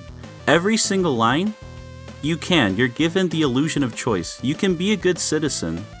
Because, people tend to see this game as like it's just one of those edgy school shooter games. It's the opposite. It's the Michael Douglas movie Downfall, where he's just having a really bad day, but it's stretched out to a week. He is a victim of his circumstances. So because of that, when you wait in line, you're given the illusion of peace. But then, as you said, then you try to leave, the gates close, and you're an infidel being shot at, right? So then the illusion is shattered. So then you really get into the mindset of the character, where it isn't an immersive sim because the world doesn't allow it to be, but it gives you the initial illusion because other things you can do. You can leave a donut on the ground to lure police. Oh, yeah. Yeah, boy, you soak it in piss and you make them throw up. Oh, yeah. Yeah, That's one of my exactly. parts, just pissing on people. That's great. And the fact that the fire is so reactive that you can cause chain reactions way out of your control, like, this is peak immersive sim, I'd argue. With Prey, there's too much freedom that you can break it. When you leave it limited, you leave it focused, you leave it tested, but janky enough, you get magical stuff. I mean, I don't know. That's immersive sim to me. I don't know what I'm saying. Interesting. That's a great perspective. It is, yeah. Yeah. Also, I think that's can't believe we're actually having like some sort of like artistic discussion here, but the limitations in art is often like what makes things interesting. Like that's the difference between, say, like the original Star Wars trilogy and the new ones. The original ones are born out of limitations. They could only do so much, and I think that's what makes them so great. Well, all subsequent Star Wars things, right, are like have so like unlimited resources, and it feels much less charming, right? So like it's cool. I don't know if Postal is actually like representative of that, but But it is, dude. it's a. I love how Andrew's like, I don't want You're on the to right. be, but You're on the right track, Andrew. I mean, I agree. This game still sucks ass, but I'm like, I agree. Oh, yeah. Like I agree. Base. I'm Hell curious, yeah. what's the worst thing anyone This is did amazing. during their little thing? I'll probably Andrew didn't have much to do because he just played through it as quick as possible. But what was I'll the save worst mine thing for you last. did? Yeah. I stole a lady's all of the ladies' donuts, all 30 of them. Then I ate them all at once. And so he was like, yeah, oh, that's good stuff. Yeah, I get all my health back. That was probably the worst thing I did. Ben, what was yours? Oh, I love it. Oh, I was gonna say, I mean, I think the worst thing that I did was my first idea to deal with the like the protesters out front was just to set them off on fire. Yep. And so that's what I did, like, when I first saw them, because I knew that I didn't know what they were gonna do, like, exactly, but I had a feeling what the game was gonna do, and so I just preemptively set them all on fire. Oh my goodness. So yeah. It's funny because Postal 1, it's a twin stick shooter, and they have a marching band in one of the levels, and they have Molotovs just sitting right there. Your choice. You don't have to kill anybody, but it's like, but man, that's a lot of people in a small area, and I have fire. Yeah. Also, I mean, this isn't anything I did, but that I just thought was funny was when I saw the marching band in this game, and like, I just kind of watched them go by, and then, like, a little while later, I just hear a giant explosion, and then I later find all of them just, like, brutally murdered, and I'm just like, what happened? Yeah, that's the thing I was curious about, because then I looked that up, and there's this, like, terrorist that just goes in and jihads himself in the middle of the thing. Yeah. And then like, cops pull up and try to shoot him down, obviously. And he's like, no, you won't get me. And he dies. But because I got there so late that he was already dead, and the bodies weren't even there except for some of the band. So I was like, what the heck happened? But yeah. So I think I got, like, the furthest I got, I think, was to the part where you confess your sins for the first time, and then, That's like, great. the Yeah. terrorists shoot up the church. That's pretty great. I like that part. So, yeah. I think the worst thing I did, I was just, like, running around, and I got to the police station. I was like, how much of a mess can I make here? And right before I did that, I realized that you can sniff the cat food and/or eat it. I don't know what happens, but the cat. It's catnip. It's catnip technically, but it slows down time. Catnip's You off. basically go into the Matrix mode, and it's fantastic. And I had the sledgehammer It's at max that pain time, mode. so I basically went into the police station, chucking a sledgehammer and blowing people's heads off all the way through. So Nice. that was the best Amazing. part. What the hell is that game mechanic where you can, like, pick up cats? I was Put on about the to get. shotgun? I did not know about that at all. So yeah. What the fuck was that? I think it is technically a Yeah, that's suppressor. what it is. It's technically a suppressor. Sure, I guess. Mechanically, it works as a suppressor, though it obviously doesn't sound like a suppressor. The worst thing I did was That was disgusting. I'd always go around specifically looking for cats to use as a suppressor. So that's what's like my main goal through the game. That's what kept me going. But the one singular thing, going back to the marching band, there was also elephants there. And I'm like, Yes. huh, I could probably scare these guys, see what happens.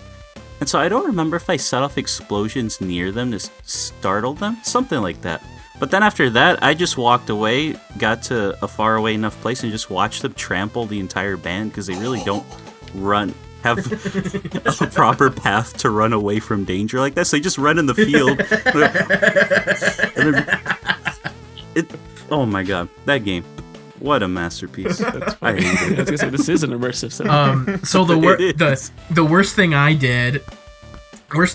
So every day, Monday through Friday, I break into the police station to go grab the both the crack that's in the evidence room, and then I go grab the police uniform, because if you have the police uniform on, you get away with more crimes. So you can also access the armory, and the armory gets restocked every day with new weapons, plus ammo for old ones. Yeah, again, I'm a killing machine. So I think it was like Wednesday, because it was a Wednesday by the time I had the machete. So Monday I get arrested and then I break out. Like, that's the way you do it on Monday. After that, you have enough resources to break in.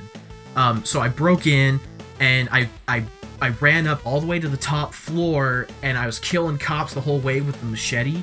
And then I was just surrounded by tons of cops. I'm getting shot at. I'm high on crack, like hardcore. And I take out the deodorant with the lighter, and I spray fire at all the cops. I light them all on fire, and it's just and my frame rate starts tanking. It's that bad. There's that many people on fire, and they're all running around screaming. And then I take out the machete and I throw it and I lob off all the heads of the cops that are on fire in the area. And I have Champ, my dog, right next to me because I gave dog treats to a dog and he became my friend. And so I lobbed off all those heads and then I peed on the bodies to get them out of fire faster, at least one of them. And I picked up the head and I played fetch with Champ while I was crapping a police uniform. Jeez. Yeah, baby. That's the worst thing I did, my playthrough. I thought I was bad. That is something. Yeah, that is something else. See, I've played Postal 2 enough at this point where it's like it hit different Postal now. 2 Return to Radicalism. Yeah, it pretty much is. It's like pure anarchism simulator for me. Like just pure violence and in a lot of ways. When I just want something like stupid and I just want to like blow stuff up, people will be like, "Oh, I played Just Cause," and I get that. I play Postal 2, you know. The better version of Just Cause. The one that works. I actually have Agreed. Just Cause 3, but I have not played it yet. That game on Xbox One sucks. just does not work. It does not work. It's like 15 frames per second. I tried playing it there, and I watched a friend. He beat the game on an original Xbox One. I'm like, how did you do that, dude? How did you do that? Wow. Yeah. Did you guys have any funny glitches?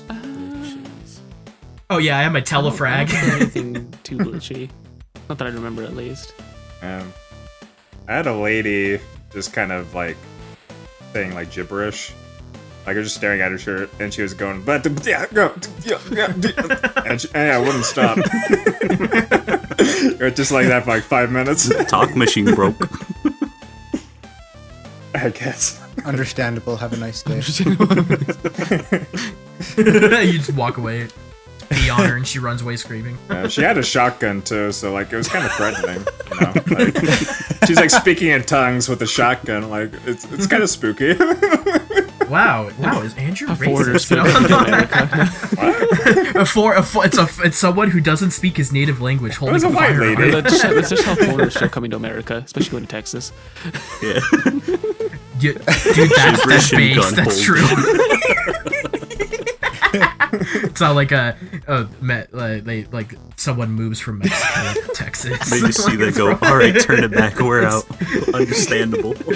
Postal 2 Postal 2 is Texas and Florida simulator. That's a take. Accurate. Shotguns and speaking in tongues. I hated that rhymes. That's You're Texas. the only one of my last perspectives, I guess I'll say here is that there's a lot of really intriguing videos to watch about Postal 2 because it's something that as time continues, people keep analyzing it and keep analyzing it in different ways. Because again, it's anti-art, and with that, it's provided a lot of unique perspectives on it as time has continued to go, and I think this conversation has certainly been proof of that. Opinions vary wildly, but we all kind of agree that there is something to this. Like, it's not devoid of like any and all merit at all. Like, even like Andrew, you even admitted, like, there's something there, like to that extent. Even though you hated it. The thing with like anti-art is that it is so like artistic expression is all about like provoking emotions in people, and when something is just goes so far in the other direction of what is considered to be like good art, it provokes emotions in people. So it's kind of a frustrating idea, but like anti-art is like just as emotionally provocative as just regular art. So it's, Exactly. Yeah. yeah. So there will always be credence to anti-art. But that's definitely not my thing. Like I don't actively seek out shit personally. Like I don't. Yeah, and I don't look for. I love those kind of games. Yeah. Yeah, I don't look for so bad it's good things. That's not my thing. I get But to people who do like that sort of thing, yeah, like I understand You will the. love this. I understand the love for that kind of stuff. It's just not personally for me. I usually just Oh, yeah. like I watch like Sharknado or something. I'm giving that shit like a 1 out of 10. Like I'm not. Oh, yeah. I'm not gonna say like 10 out of 10. I Sharknado laugh does so suck. hard at it. My or sister's in something. love with those movies. Sharknado It is is awful, awful. though. Oh like my it like genuinely terrible. Watch something like Reanimator or Hey, Reanimator's just good. Surviving Edged Weapons. Yeah, watch something like Surviving Edged Weapons. To Sharknado's credit, though, it is really if fun. anyone knows that. It is really fun to watch with friends just to make fun of it. Yeah, okay. Yeah. Like yeah. if you sit down and watch it for the first time, but like you can't really do a repeat exactly. Just watch The Room or Miami Connection. Yeah. There you go. When it Do comes that to like instead. the Don't it's watch so bad it's Sharknado. good. Those are it's really boring. good if you have friends to make fun of it with. I feel like for most of it, you know. So Yeah, I would agree. Yeah, I'm someone, I guess, I can derive my own fun out of things like that, because I could watch So Bad It's Good movies by myself and have a wonderful time. But I can also watch them with friends and, yeah, have a better time. But, yeah, I can still enjoy that on my own. I'm still a connoisseur of garbage to that respect. So, I'm the target audience for this. I'm the target audience. This is for me. This is very much a me game. And yeah, and that's why I guess I connect with that as much as I do. The thing I was gonna quickly say, which totally okay. Great discussion we're having. There's some YouTube videos out there again about like it's been analyzed so much. I probably won't grab the links. I think I threw some of them in our private Discord chat or whatever. I threw a few in as we were kind of working through it and everything. Totally optional, of course. You watch them if you want to. If not, no harm, no foul. Nothing's really lost, especially if you don't care about the game to begin with. I get it. But if you want to see some intriguing stuff about it, there's some great video essays out there that do kind of analyze it and kind of pick it apart in a lot of interesting ways. I don't know, and these videos have came out as recently as this year, 2021.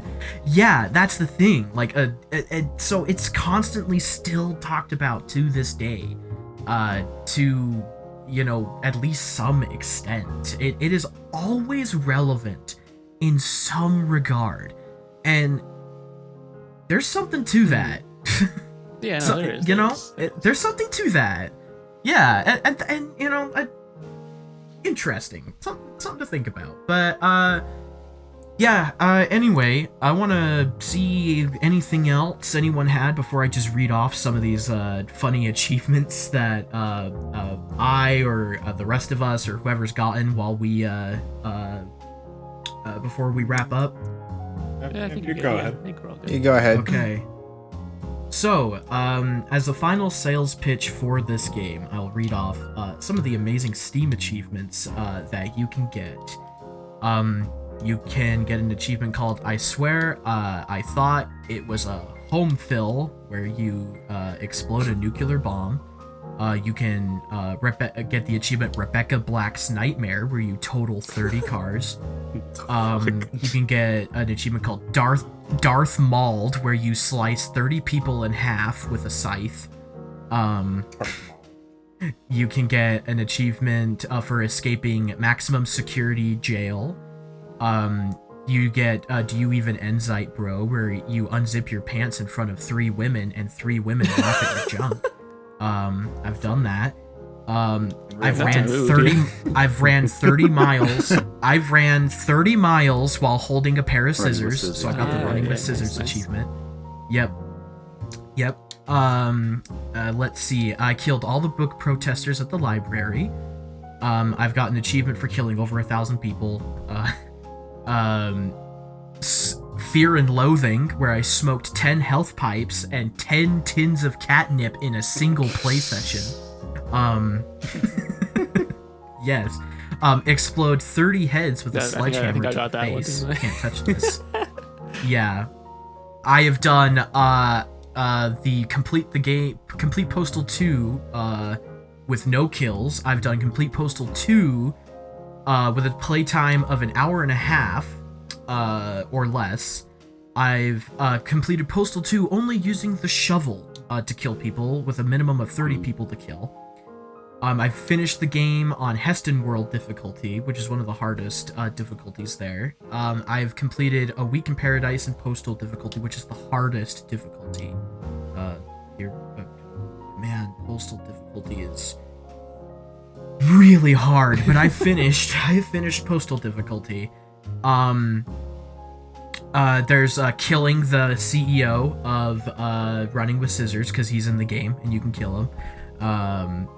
You can play fetch with your dog with a severed human head, nailed a fleeing bystander with a tossed sledgehammer, so someone who's running away from you and you just throw the sledgehammer and kill him with it. Threw my sledgehammer up a cow's ass.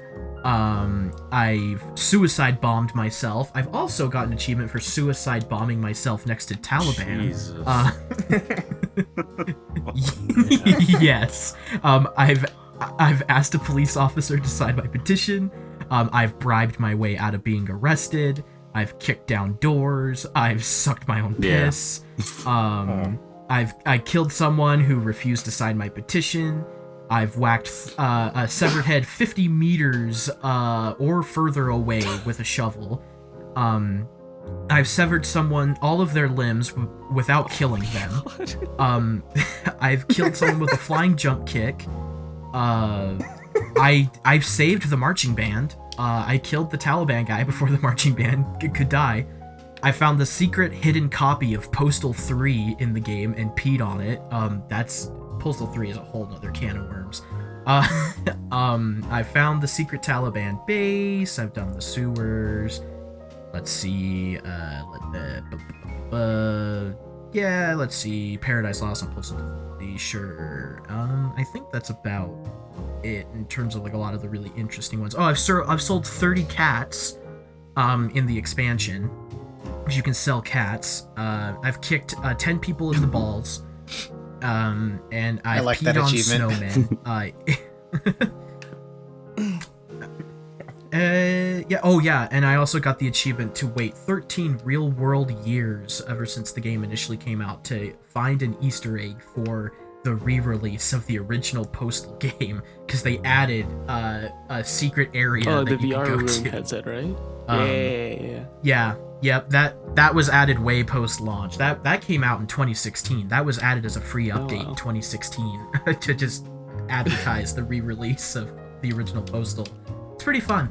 But anyway, that's Postal 2. I think that's Actually, it. there's one more thing that I completely forgot. Hold on. Go ahead. Did anyone try a Do it. pacifist run? I just realized that. No, I didn't. Yes, I have. I've done it before. I've done both a pacifist run.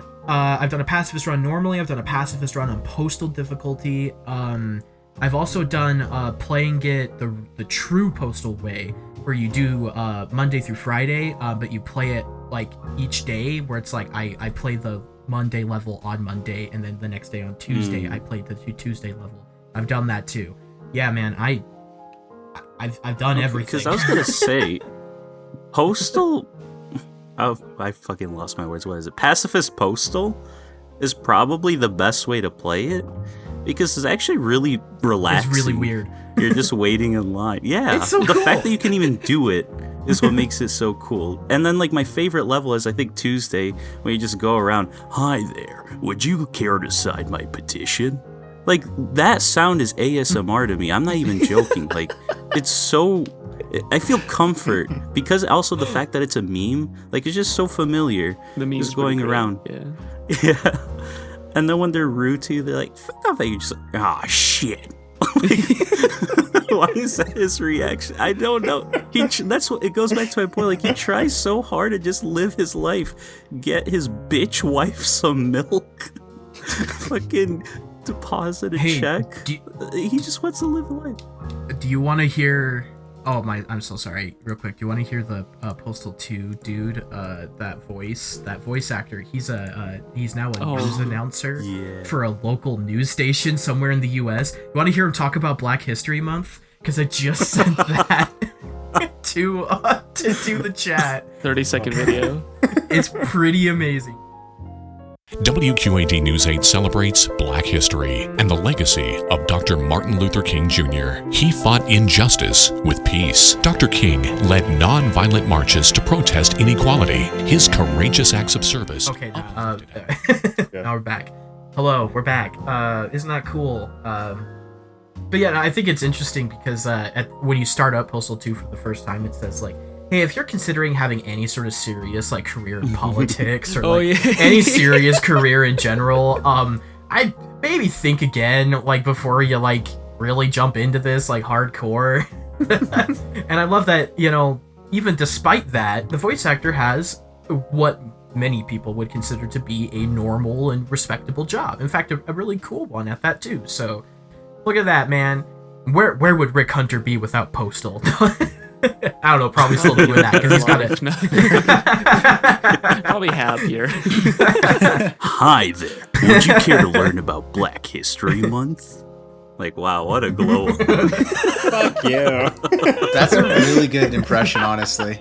That's a really good impression, yeah, actually. Especially with how close you get to the mic, too. Yeah. Sultry voice. God, the voice acting in the game was so poorly done in a good way, you know? Was that actually Gary Coleman? Yep, by the way? that actually was. Yes, it is actually Gary Coleman. Oh my goodness.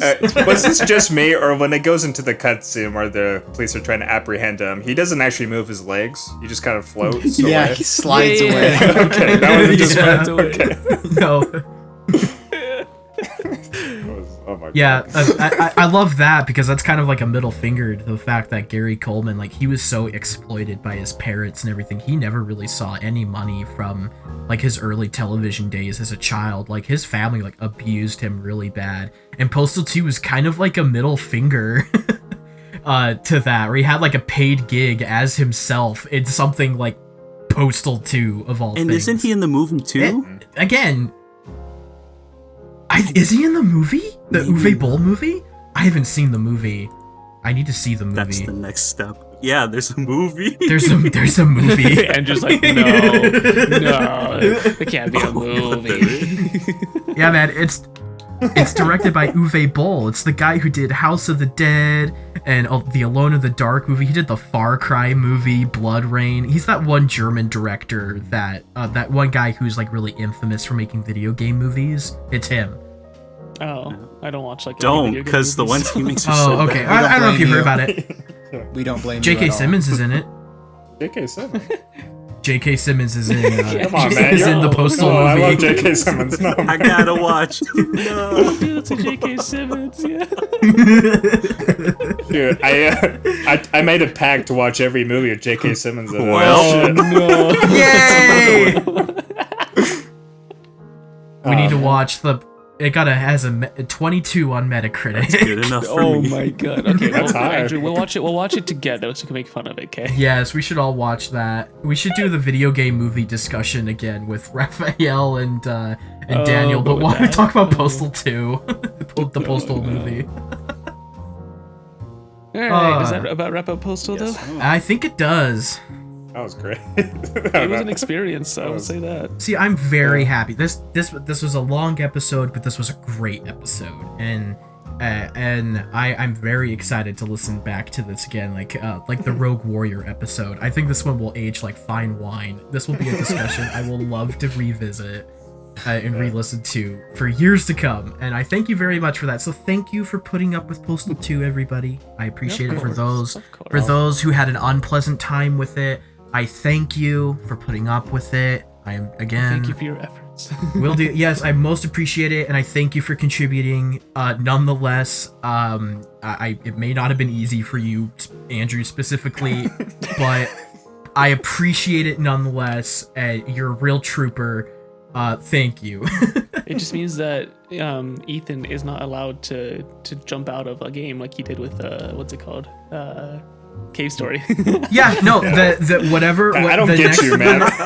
No, hey, You're hey, like hey, this, but hey, you're like hey, Cave hey. Story. Like, what the fuck? Hey, here's the thing, man. You jumped out of Prey, okay? I jumped out of Cave Story, Well, you Prey's jumped out a of bad Prey. game. That's okay, we're even. That's fair. I love Prey. I love Prey myself, but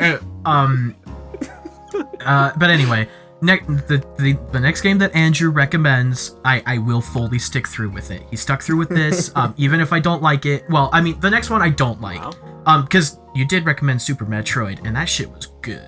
That shit was good. That shit was good.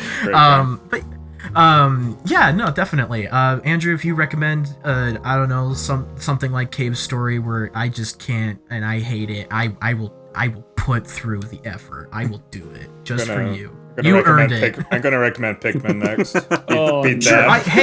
Beat that bitch. I have it on my Dolphin emulator. I haven't given it a try yet. I've been meaning to. So if you do, yeah, I'll give it a try. It's funny. Pikmin is a good game, but I just don't think. I think you'd hate it. Like, that's just my. That's just what I'm gonna guess. I could We be wrong. shall see. I've never played it. Well, I'm curious. Next time on. So that'll that be a long reminds time. me that. Oh yeah, so we're on to the next recommendation. So I recommended it, and then we were kind of going in order in the chat, but the thing is that nonetheless, I think it would be Elias's turn anyway. But Oh, nice. nonetheless, you haven't been on Yeah. for a while anyway, so I think you deserve the next recommendation. What should it be? Thank you. I'm gonna cry. It's gonna suck to go back and edit again and listen to that. Gosh dang it. I kinda wanna push us, if that makes sense. So mainly because I love this game and we just did a very what's it called? Shitty. Very Ethan game. No, very Ethan game. We could do a very Elias game. We're gonna go very Elias game. Okay. I think I want to see, because I was looking up on how long to beat just to see if we could possibly do it. Okay. I want everyone to play Nier Automata. What? Oh. Okay. It's about 21 hours is the median time to long beat. So it's a bit longer, yeah. But I'm gonna say at least get through endings A and B. Crap. So there's technically 4 endings, and that's the canonical. You get to D and it's the canonical last ending. Or I guess C and D are a split off ending. Sorry, I've 100% of this game. Wow, it sounds like but- me talking about Postal. Yeah. So maybe I'll talk a lot on this next one, but see if you can get to ending C. That should be like end game, because you can technically do a different route to do ending D. And then there's a secret ending E. There is technically 26 endings, 27 Oh my if you count God. the special ending. Most of them are just like if you fail the main story, it's like this is what happened, funny story. This is what would have been, So they're not like super serious endings. Oh, All yeah. the main serious endings are A through E. So there's technically 5. But if you can at least make it to C, that'd be great. D is also great. And then if you happen to love the game and get E, all the more power to you. E is my favorite ending. It is actually my background to my computer.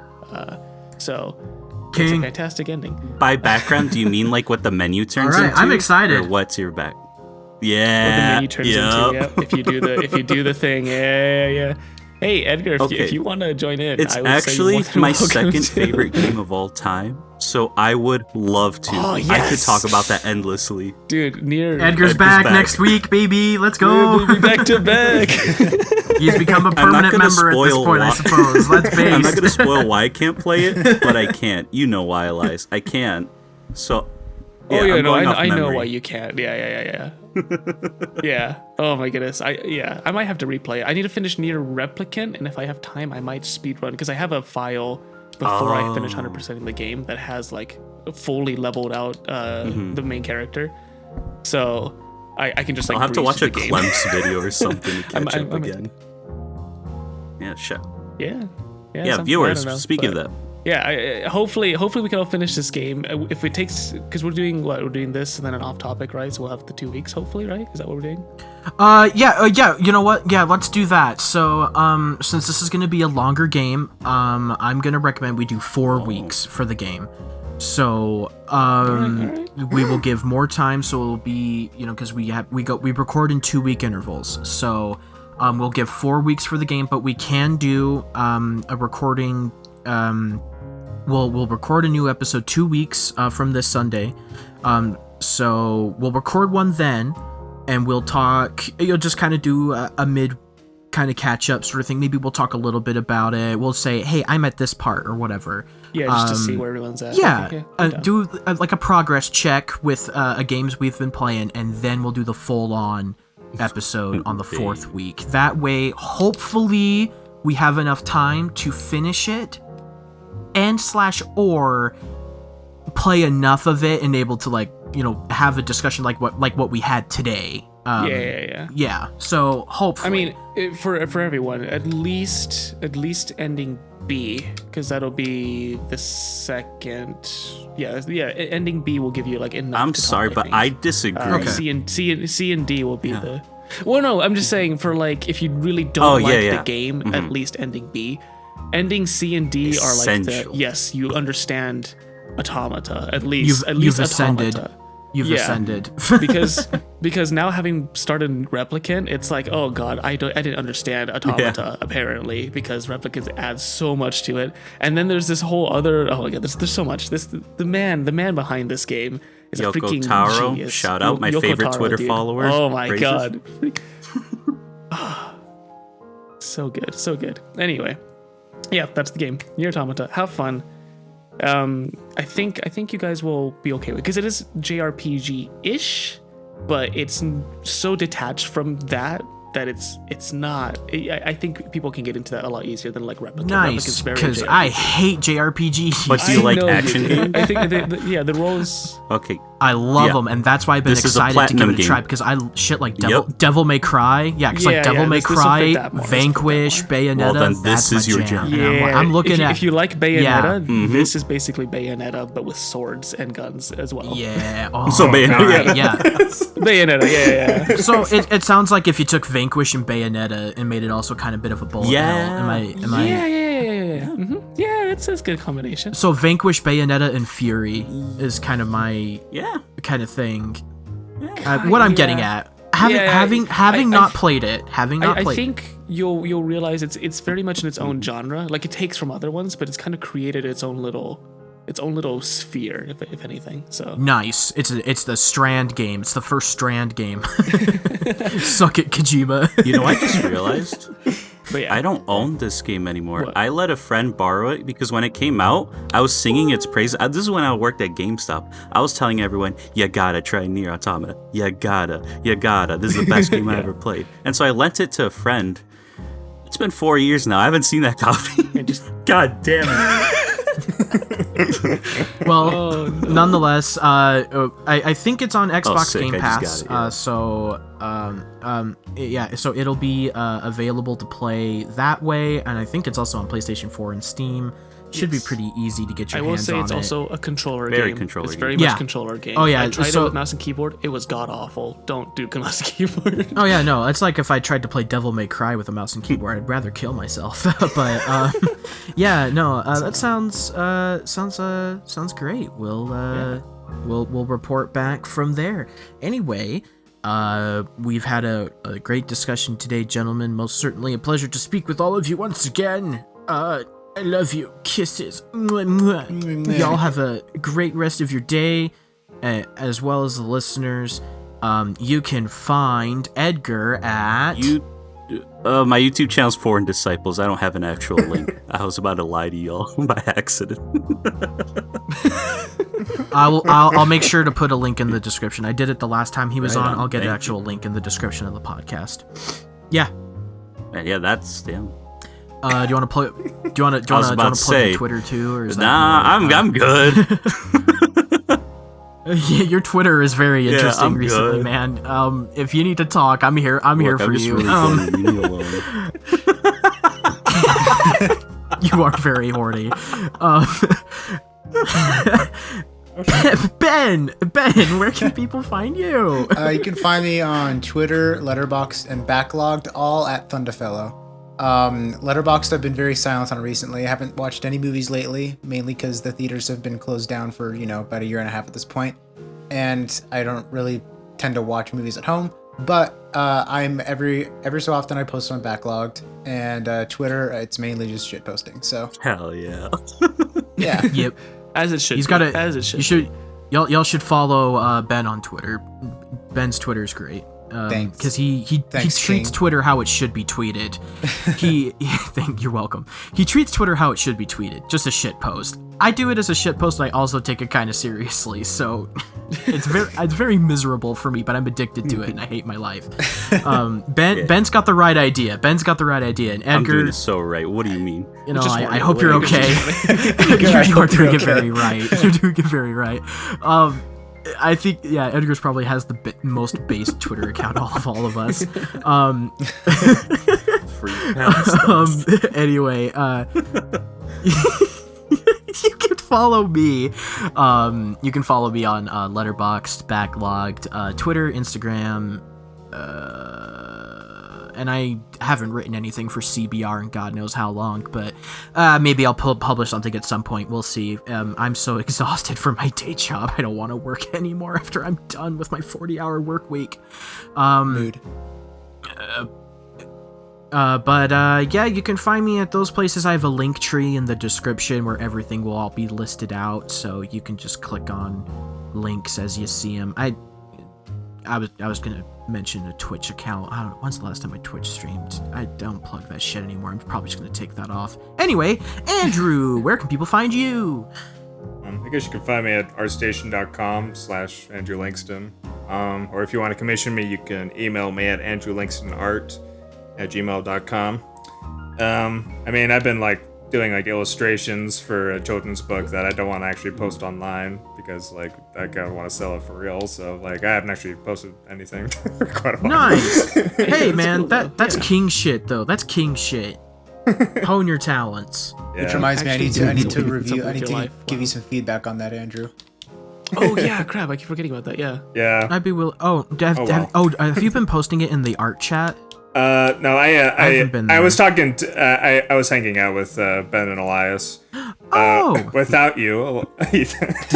Well, I was at work. It's fine. Yeah, and I was just telling them about it, and they were like, hey, we'll give you, they'll give me feedback. So I was like, so I sent them links specifically. I mean, if you want to read a book for 12-year-olds, Ethan, I'll send you a link I to think it. he's the most qualified, right? Yeah, he likes Postal Yeah, too. I am. guess. I'm a literal child.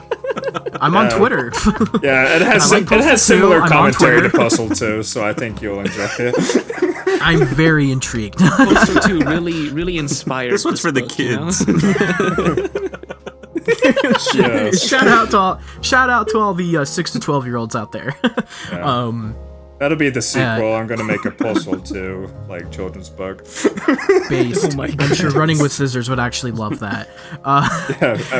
Hey, commission me, Running with Scissors. I'll make it. Here, I have a concept book for a children's version of Postal 2. Yeah. Elias, where can people find you? I'm realizing now. So I have an album that's in the works. I'm waiting on art to be done for the cover because I have commissioned that out. But it'll be under an alias, and I have no idea what that is yet. Which hopefully this one will come to bite me in the butt. Which there's no alias to be known yet, so we'll see. I probably won't say what it is, but it'll be coming out soon, and I'll probably post a link of a friend that I know. It's not me. No, not at all. But and then I'm working on some other music stuff as of late. Ben and I are actually in the middle of a 24-hour album challenge, which we'll be doing right after this. So that'll be fun. We're doing the second half of it, so we Yeah. did 12 hours 2 weeks ago. We're doing the next 2 hours today. Next 12 hours today. Oh hours. boy. Next 2 hours. Yeah, we finished 5 songs in 12 Nice. hours, which is pretty insane, and we're doing another 5 today. Dude, you sound. so It's like Viper, man. You're putting out music we're so chugging fast. away. Yeah. I've just been in a music mood. That's hence the not very many games. I've just been writing a lot of music. So I was really hoping that Edgar would pick up on Viper. You know, it's the guy who did "Y'all Cowards Don't Even Smoke Crack." You know who? He's released 300 albums. I was thinking Oh of my gosh. in 1 year. What's his name? What? Yeah, in 1 year. What? Viper. Y'all cowards Viper. don't smoke. Yeah. Yeah. Yeah. That's his best song and album, by the way. Y'all cowards don't even smoke crack. Anyway, see ya. See ya. All right. See ya.